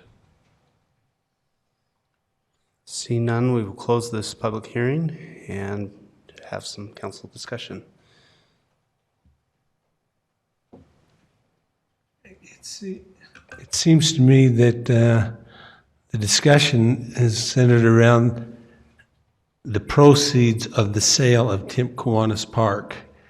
And so to me, it becomes moot if we don't sell the funds, we don't sell the park. And so, and if we sell the park, it has to go to another park that wasn't. And so I think the discussion has, are we going to put it to another park somewhere else that we don't even know about? I think that we've had a lot of discussion around this. And I think the community does know that when that sale goes, this is where we will put it. That was the whole purpose of the environmental assessment. Yes. Any other discussion? I would say to that if the Tim Kiwanis situation fails, you still have about 3 weeks to close on this deal, and if it fails, you come back and you do a rescission to just end this process or find a different way of funding it. But this resolution will give the administration the ability to try and conclude and close on the deal for the soccer properties. Any other discussion? I was just going to add to that, related to Mr. Winterton's comment, that again, recognize that the property that you just agreed to sell is LWCF property, that you have a conversion letter from the federal government that requires you to convert it into the soccer fields, right? So if you sell it, then you must buy this property in order to accomplish the conversion. Thank you, Mr. Jones. All right, any other discussion on the motion? Seeing none, I will call for a vote on the implied motion to appropriate the $2.2 million for the purchase of this property. All those in favor? It's unanimous. Unless there's objections, we will move to our final item on the agenda, which is an ordinance repealing Provo City Code Section 26040. And this will be presented by Mr. Brian Jones, Council Attorney. With permission, I'll stay here for efficiency's sake to present. We talked about this in work session. This is simply a motion to repeal a section of code that talks about how items must be submitted to the council for review and the deadlines and the process for doing so, that has been outdated and obviated by our recent software workflows. And so the proposal is to just repeal that section entirely and then update the handbook to talk about what our current process is. So with that, you talk about the update of the handbook. Will that be done in the future, or is that part of the motion tonight? It's not part of the motion tonight. Elizabeth is intending, if this motion passes and it's repealed, to then work on an update, and we would bring that to you in a work session in the future. Great. Thank you, Mr. Jones. Any other questions for Mr. Jones? Seeing none, I will open this item to the public for comment. If anyone would like to comment on this, please come forward now.